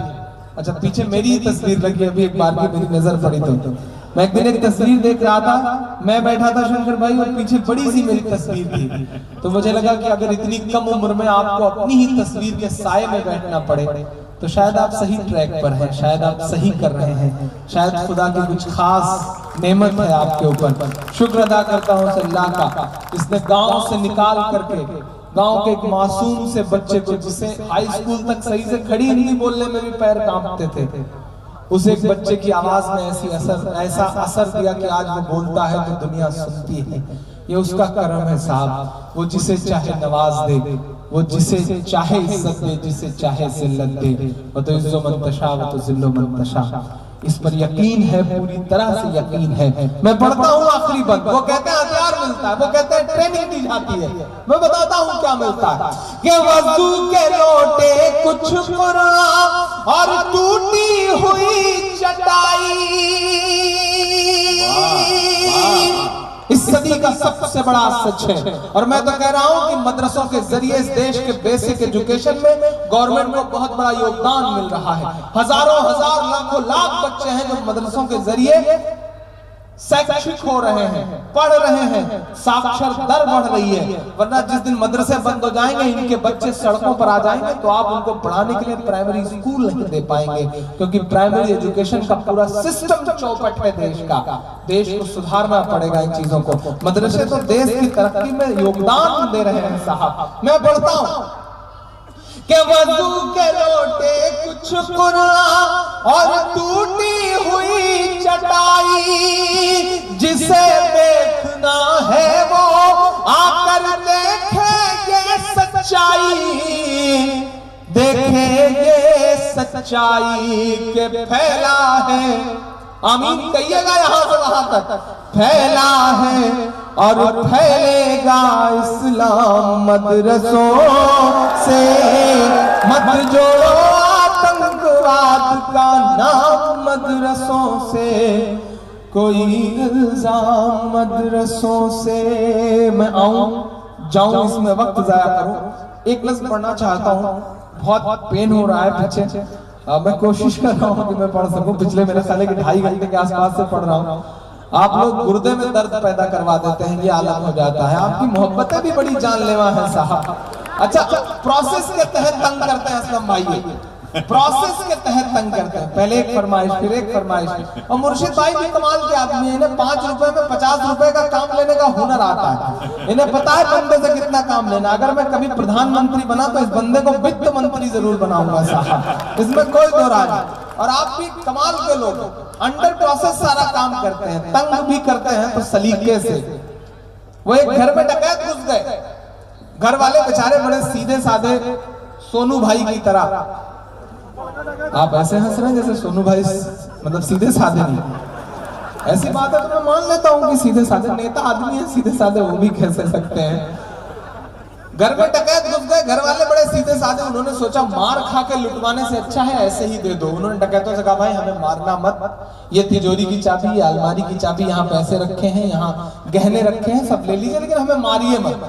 डकैतों ने चाबियां ली, तिजोरी की गठरी बनाई, जो माल रखा था अलमारी में उसकी पोटली बनाई, सब लूट उट करके गठरी बना के रख दिया। घर वालों ने सोचा चलो जान बची, माल गया कोई बात नहीं, गठरी ला करके रख ली। घर वाले सोचे अब ये जा रहे हैं। फिर डकैतों ने डंडा उठाया और पीटना शुरू किया, कस के पीटा। तो घर वालों ने कहा कि भैया जब हमने सब मतलब दे दिया था तो अब मारने की क्या जरूरत है। तो डकैतों ने कहा देखिए भाई इसका भी एक प्रोसेस है, ये अंडर प्रोसेस काम हो रहा है। मतलब बिना पीटे अगर हम लूट के चले जाएं तो हमें लगता है कि हमने प्रोसेस के तहत कोई काम किया ही नहीं, इसलिए हमें ये सब करना पड़ रहा है। तो आप भी प्रोसेस के तहत काम कर रहे हैं, दर्द दे दे करके सुन रहे हैं। आज ऐसा पहली बार हो रहा है कि गुर्दे में दर्द हो रहा है साहब आपको शायरी सुनाते हुए। लेकिन मैं पढ़ता हूं, जो कहते हैं इस आंधी में पर न तोला जाएगा, जो इस बात पे खुश है हमसे लब ना खोला जाएगा, उनसे कहो हम तूफानों से डरने वाले लोग नहीं, कातिल को मरते दम तक कातिल ही बोला जाएगा, कातिल को मरते दम तक कातिल ही बोला जाएगा। मैं पढ़ता हूं साहब, घर वापसी घर वापसी घर वापसी। आज भी चिट्ठी लिखी है एक महासभा ने टीना डाबी के बाप को कि अतरुल शफी से शादी करें उससे पहले उनकी घर वापसी करवाइए। तब मुझे लग रहा है कि मुझे नज़्म पढ़नी चाहिए। शंकर भाई रेट लगाए जा रहे हैं, 5 लाख रुपए का पर्चा छपा है कि 5 लाख रुपए ले लीजिए और घर वापस आ जाइए। आधा तो मेरी उंगलियों में दर्द इस माइक को सेट करने में शुरू से लग रहा है। जैसे ही इसे उठाता हूं ये बिल्कुल हुकूमत के मेयार की तरह नीचे बैठता चला जाता है। मैं इसे बार बार उठाने की कोशिश करता हूं, या फिर नीचे बैठता चला जाता है। लेकिन मैं भी हूं कि एक हाथ से सहारा देकर, बाहर से समर्थन देकर सरकार को चलने पे मजबूर किए हुए हूं, क्योंकि मैं उत्तर प्रदेश से आया हूं, वहां राम नाइक है, यहाँ माइक है, वो ना उधर बोलने देते हैं ना ये इधर बोलने दे रहा है। लेकिन मैं कोशिश कर रहा हूं कि कुछ और बोला जा सके। घर वापसी घर वापसी घर वापसी, 5 लाख और 2.5 लाख का रेट लगाया साहब। लेकिन रेट लगाने वाले ये भूल गए कि साहब ये जो ईमान है, आप एक तराजू पे ईमान रख दे और एक तराजू पे पूरी कायनात रख दे, तब भी जो ईमान का पलड़ा है वो कहीं ना कहीं झुका नजर आएगा। क्योंकि ये हमारा ईमान है, हमारा यकीन है, हमारा विश्वास है, हमारी आस्था है, हमारी श्रद्धा है कि दुनिया कुछ नहीं है, दुनिया फानी है। जब दुनिया फानी है तो फिर किसी चीज का क्या मतलब, ये लाख और ये करोड़ क्या होते हैं साहब। आप घर वापसी चिल्ला रहे हैं, आप रेट लगा रहे हैं 5 लाख, लेकिन आप भूल जाते हैं कि दुनिया के सुपर पावर कंट्री में एक सुपर पावर माहौल में एक शख्स हुआ करता था। अल्लाह ने उसके पैरों में ऐसे थिरकन में ऐसा जादू दिया था शंकर भाई कि जब उसके पैर थिरकते थे तो दुनिया अरबों डॉलर लुटा दिया करती थी। लेकिन उसे कहीं सुकून नहीं मिला तो उसने अपने चचेरे भाई से कहा कि मुझे सुकून की तलाश है। चचेरे भाई ने कहा सुकून चाहते हो तो कुरान पढ़ो।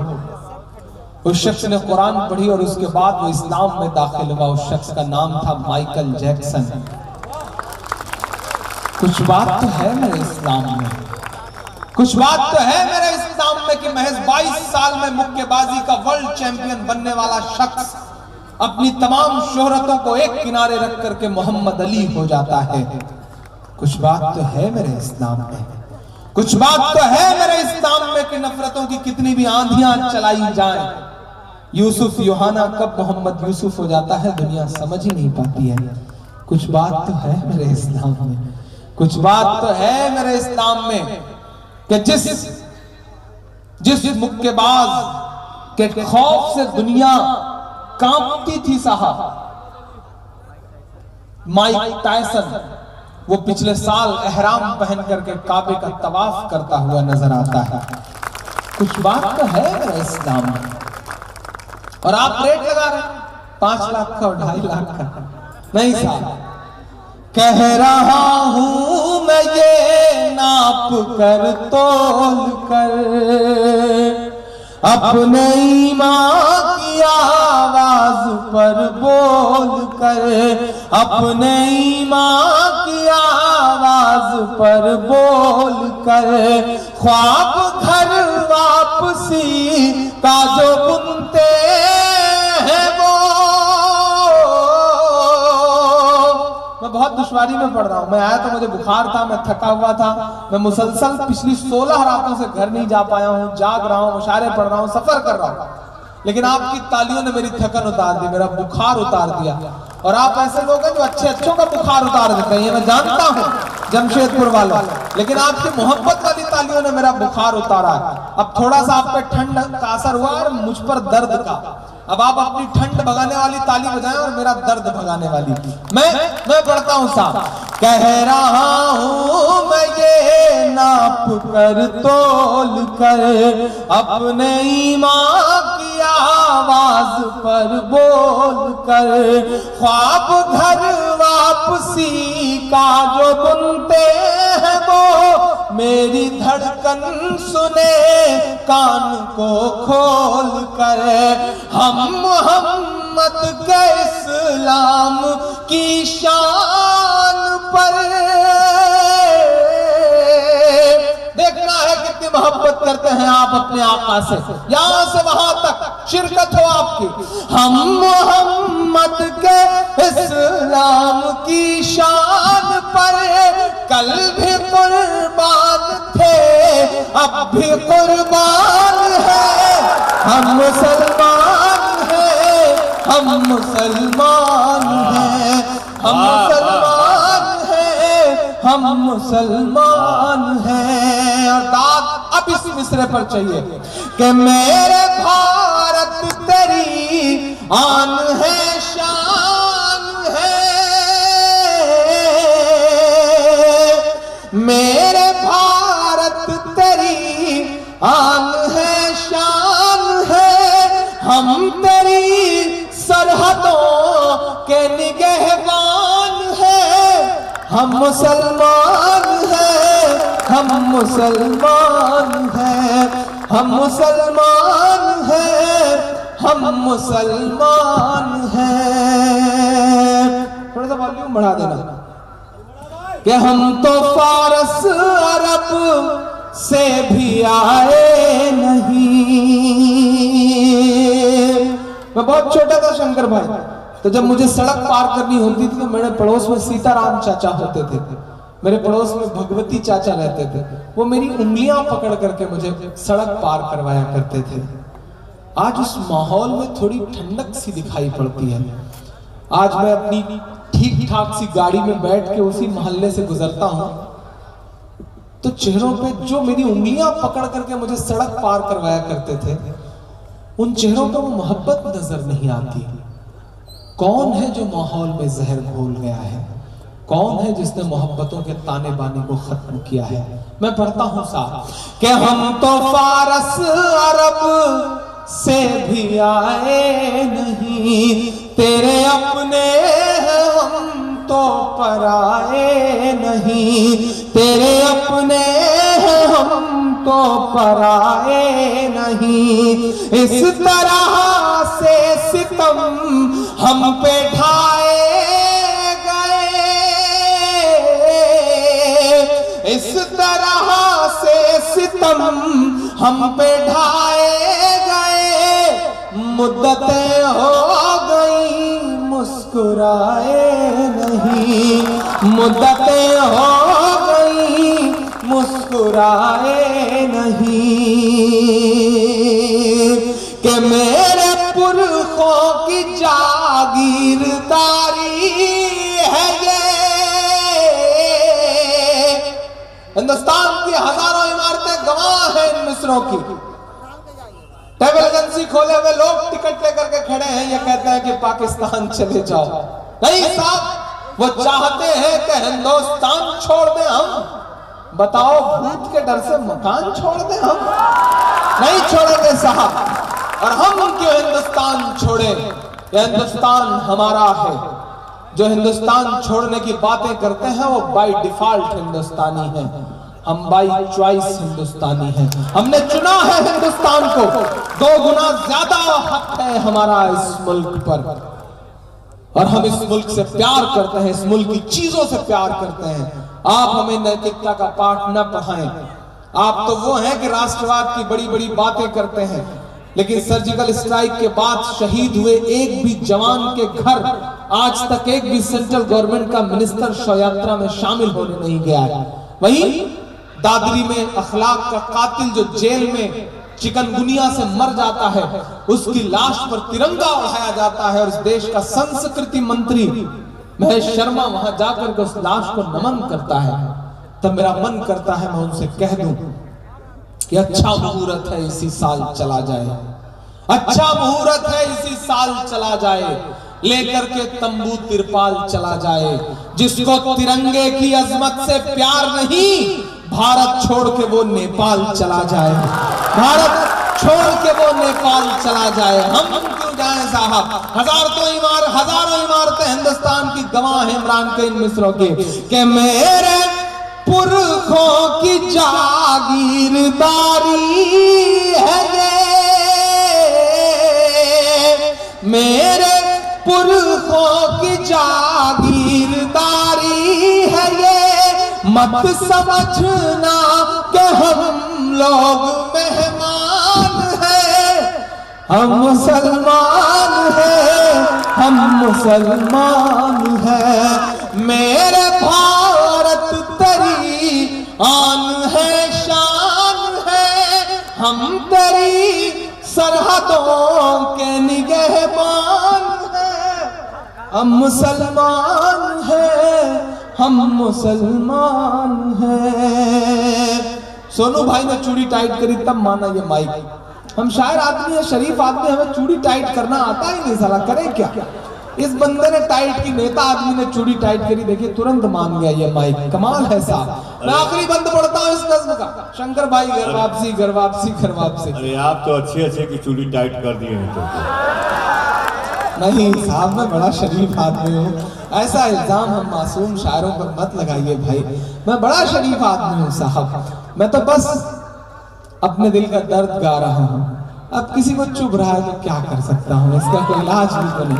हम अपना दर्द तो गाएंगे, इसकी इजाजत हमें इस देश का संविधान देता है।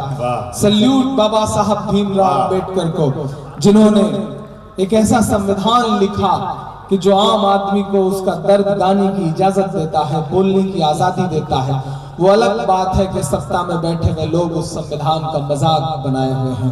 मैं आखिरी बंद पढ़ता हूँ। घर वापसी, घर वापसी, घर वापसी। अभियान बहुत अच्छा है, बहुत अच्छा अभियान, लेकिन अगर मेरी बात पे अमल करके 2 नामों की घर वापसी करवा ले तब ज्यादा अच्छा है। मैं नाम गिनाता हूँ साहब। तमाम स्वामियों, तमाम योगियों, तमाम प्राचियों के नाम है मेरे ये मिस्र के। सब पे लागू न ये बेबसी कीजिए, सब पे। क्या भैया, क्या है? इतने गौर से पहली बार जिंदगी में किसी को मुशायरा सुनते देख रहा हूँ। सलाम। इस बच्चे के लिए एक बार जोरदार ताली बजनी चाहिए भाई, कमाल है। रात के 3:15 बजे अम्मी अब्बू ने इस बच्चे को भेज के जो स्वतंत्रता दिवस मनाया है, उसके लिए एक बार और जोरदार ताली बजनी चाहिए। कमाल है इस बच्चे की मोहब्बत को। और असलम साहब, मैं पूरी जिम्मेदारी से कह रहा हूं कि हिंदुस्तान में उर्दू का मुस्तकबिल कभी खराब नहीं हो सकता। मैं हिंदी लिटरेचर का आदमी होकर के पूरी जमानत देता हूं कि उर्दू का मुस्तकबिल खराब नहीं हो सकता। रात के 3:15 बजे हजारों की तादाद में लोग बैठ करके उर्दू की मोहब्बत में मुशारा सुन रहे हैं। ये इस बात का सबूत है कि उर्दू को मिटाने की कितनी भी साजिशें की जाएं, उर्दू कभी खत्म नहीं हो सकती है। सलाम आपकी सोच को साहब। और दुनिया की किसी भी जुबान में ये ताकत नहीं है। ये ताकत सिर्फ हिंदी और उर्दू को नसीब है। वो हिंदी का कवि सम्मेलन हो या उर्दू का मुशायरा हो, और किसी जुबान में आप कवि सम्मेलन और मुशायरे का जिक्र नहीं सुनेंगे। ये हिंदी और उर्दू की ताकत है कि रात में हजारों लोग बैठ करके पूरी रात कुर्बान करते हैं मुशायरे के नाम, कवि सम्मेलन के नाम। मैं बंद पढ़ता हूं साहब कि सब पे लागू न ये बेबसी कीजिए। लड़का आज हिट हो गया, बहुत खुश है। इसने मुझे फूल दिया था तो मैंने भी सोचा कि इसे थोड़ी फूल देनी चाहिए। और मतलब बहुत प्यारा बच्चा है, अल्लाह इसे सलामत रखे। मैं पढ़ता हूँ कि सब पे लागू न ये बेबसी कीजिए। इस दौर के बच्चे इतने तेज हैं, इतने समझदार हैं कि आप तसव्वुर नहीं कर सकते। एक दिन इस टाइप के एक बच्चे के स्कूल से टीचर ने घर फोन किया उसके बाप को, कहा आपका बच्चा इतना शैतान है, इतना बदमाश है। तो बाप ने कहा हुआ क्या? बोले ऐसी जिंदा तस्वीर बनाता है, ऐसी जिंदा पेंटिंग बनाता है कि कमाल का हुनर है इसके हाथों में। आज इसने 100 का नोट बना दिया जमीन पर।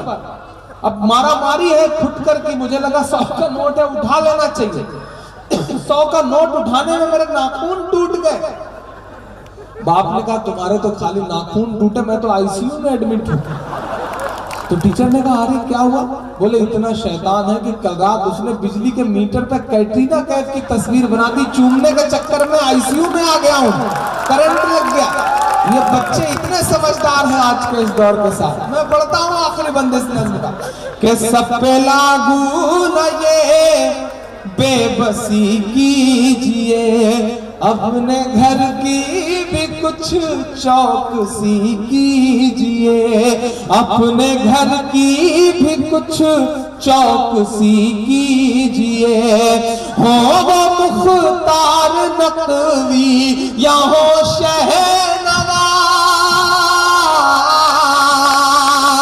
बदलिएगा अगले मिसरे पे इस शोर को तालियों में कि हो वो मुख्तार नकवी या हो शहनवाज, पहले उनकी तो घर वापसी कीजिए, पहले उनकी तो घर वापसी कीजिए। कि 5 दिन की हुकूमत पे इतना नशा।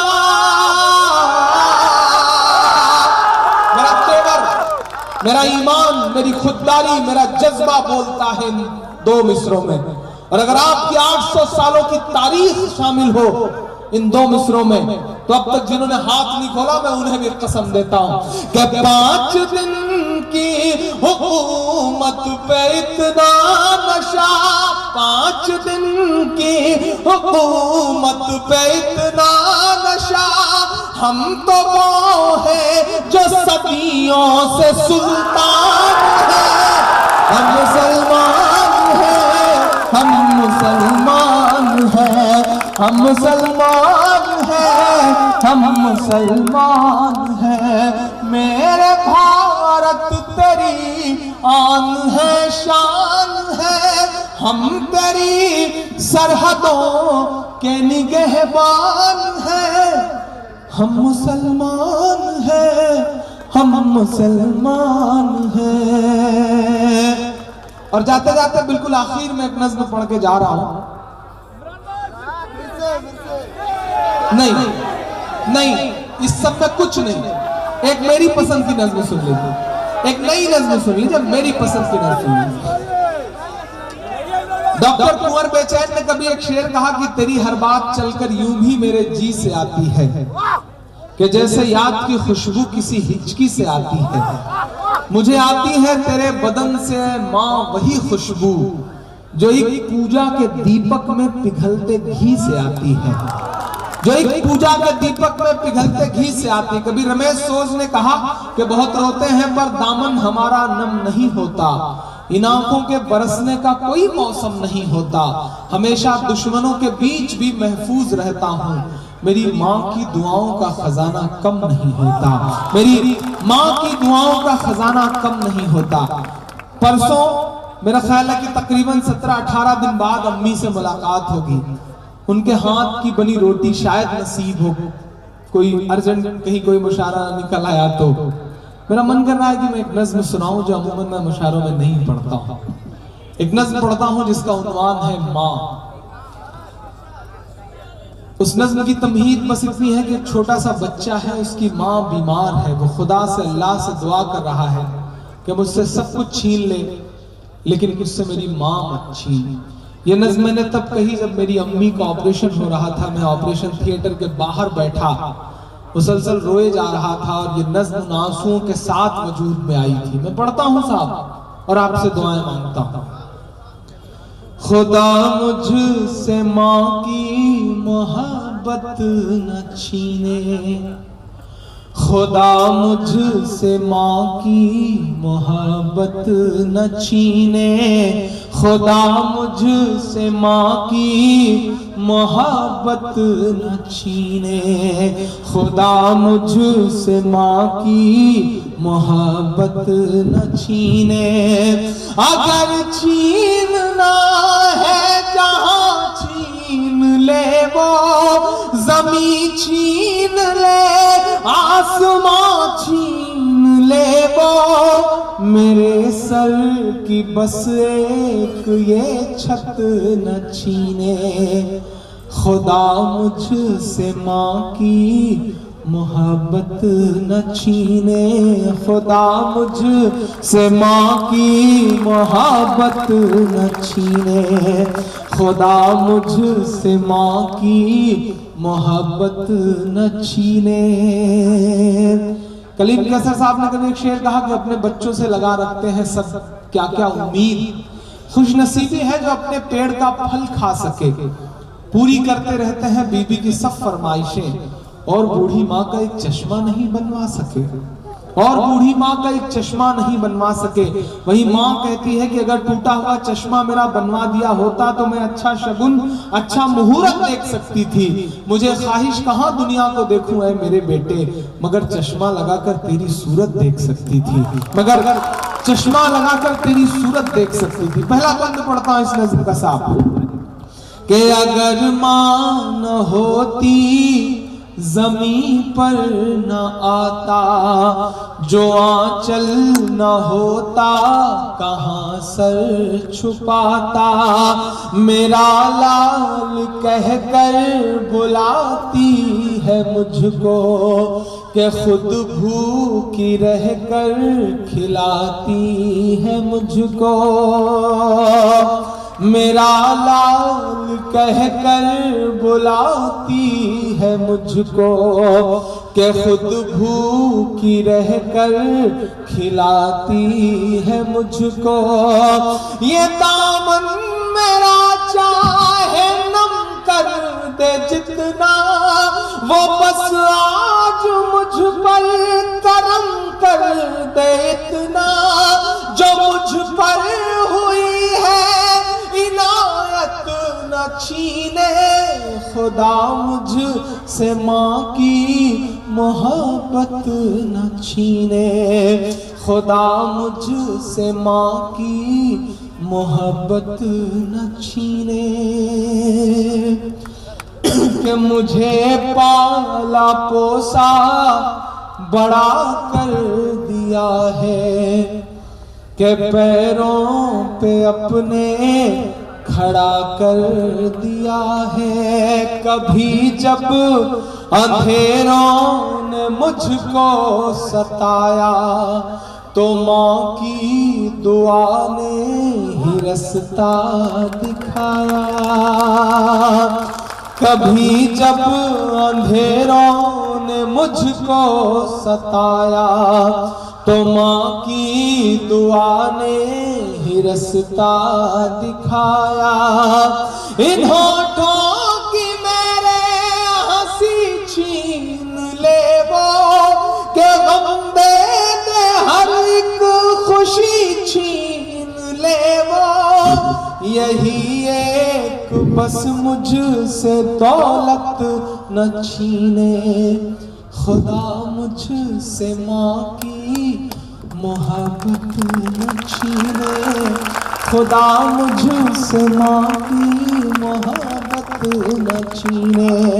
और आखिर में बच्चे को लगता है कि माँ नहीं बचेगी, तो आखिर में अल्लाह से, खुदा से क्या दुआ करता है, क्या कहता है कि अगर माँ का सर पर नहीं हाथ होगा, तो फिर कौन है जो मेरे साथ होगा।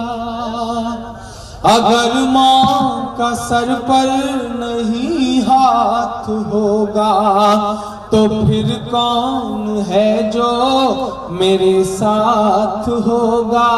कहाँ मुँह छुपा कर के रोया करूँगा, तो फिर किसकी गोदी में सोया करूँगा। कहाँ मुँह छुपा कर के रोया करूँगा, तो फिर किसकी गोदी में सोया करूँगा। मेरे सामने माँ की छीन करके मेरी खुशनुमा दास्तां छीन करके, मेरा जोश और मेरी हिम्मत न छीने, खुदा मुझसे माँ की मोहब्बत न छीने। और जाते जाते जमशेदपुर वालों में 4 मिसरे में बस इतना करके जा रहा। कमेटी को बहुत मुबारकबाद, मुर्शिद साहब को बहुत मुबारकबाद, सोनू भाई को, जाहिद साहब को, रियाज साहब को, समीर साहब को। अगर आज का ये मुशायरा आपको यकीनन तारीखी लगा हो, तो मुझे लगता है कि एक बार कमेटी के लिए भी जोरदार ताली बजनी चाहिए, जिन्होंने इतनी मेहनत करके मुशायरा कराया। मैं अपने 2 साथियों का खुसूसी शुक्रिया अदा करूंगा। कोलकाता शिवपुर से मेरे बहुत प्यारे दोस्त शमीम अहमद साहब, जो बहुत बड़े सोशल एक्टिविस्ट हैं और हर साल एजुकेशन को लेकर के, गरीबों को लेकर के बहुत बड़ा काम करते रहते हैं। आज आपने उन्हें सम्मानित किया, आपका बहुत शुक्रिया कि ऐसे लोगों को आप सामने ले आए। बेगूसराय बिहार से जहांगीर मेरा दोस्त आया है, आपने उसे सम्मानित किया, उसका शुक्रिया। जमशेदपुर वालों बस इतना पढ़ के जा रहा हूं कि मेरी खुशबू संभाल कर रखना। हाँ, आप जहां है खड़े हो सकते हैं, खड़े हो जाए, मैं खड़े होने पर भी सुना दूंगा। मैं तो किसी भी, मुझे तो पढ़ना है मैदान जंग में भी नमाज, मुअज्जिनों के लबों पर अज़ान रहे न रहे। मैं पढ़ता हूँ साहब कि मेरी खुशबू संभाल कर रखना, दिल पे काबू संभाल कर रखना, तेरे सीने से लग के रोया हूँ। जमशेदपुर वाला हजारों की, जितना मुशायरे में शुरू में लोग रहते हैं, उतना मुशायरा खत्म होते हुए 4 बजे यहाँ पर लोग। मैं चाहता हूँ कि आपका हाथ उठ जाए मेरी मोहब्बत में अगले मिसरे पर। नहीं, अभी नहीं, एडवांस पेमेंट मत दीजिए, इन्होंने नहीं दिया तो आप क्यों दे रहे। मैं पढ़ता हूँ साहब कि दिल पे काबू संभाल कर रखना, तेरे सीने से लग कर रोया हूँ, तेरे सीने से लग के रोया हूँ, मेरे आंसू संभाल कर रखना, मेरे आंसू संभाल कर रखना। जाते जाते इतना और कह के जा रहा हूं, क्या कहने जा रहा था मैं भूल जाता हूं कभी कभी। कसम कैसी भी हो सब तोड़ कर आता रहूंगा मैं, बड़े लोगों की दुनिया छोड़ कर आता रहूंगा मैं टाइम नहीं दे पा रहा था। हालत यह थी कि नवंबर और दिसंबर एक एक दिन पैक थे बिल्कुल, लेकिन मुर्शिद और सोनू की जिद थी कि मैंने कहा नहीं अच्छा ठीक है मैं आऊंगा। क्यों चला आया मैं और क्यों आता रहूंगा। इमरान पढ़ता है साहब कि बड़े लोगों की दुनिया छोड़ कर आता रहूंगा मैं, कसम कैसी भी हो सब तोड़ कर आता रहूंगा मैं। भले ही शोहरतों की मैं हर ऊंचाइयां छू लूं, भले ही शोहरतों की मैं हर ऊंचाइयां छू लूं, बुलाकर देख लेना दौड़ कर आता रहूंगा मैं, बुलाकर देख लेना दौड़ कर आता रहूंगा मैं। और नहीं ये मत समझ लेना कि दौलत खींच लाई थी, नहीं ये मत समझ लेना कि दौलत खींच लाई थी, कोई तो डोर थी जिसकी बदौलत खींच लाई थी, कोई तो डोर थी जिसकी बदौलत खींच लाई थी। मेरी सांसों में बसती है तुम्हारे शहर की खुशबू, मुझे फिर आज अपनों की मोहब्बत खींच लाई थी, मुझे फिर आज अपनों की। बहुत शुक्रिया, बहुत मोहब्बत, बहुत दुआएं, बहुत सारा प्यार। जिंदाबाद जमशेदपुर, जिंदाबाद जमशेदपुर की मोहब्बतें। अल्लाह हाफिज, बहुत शुक्रिया।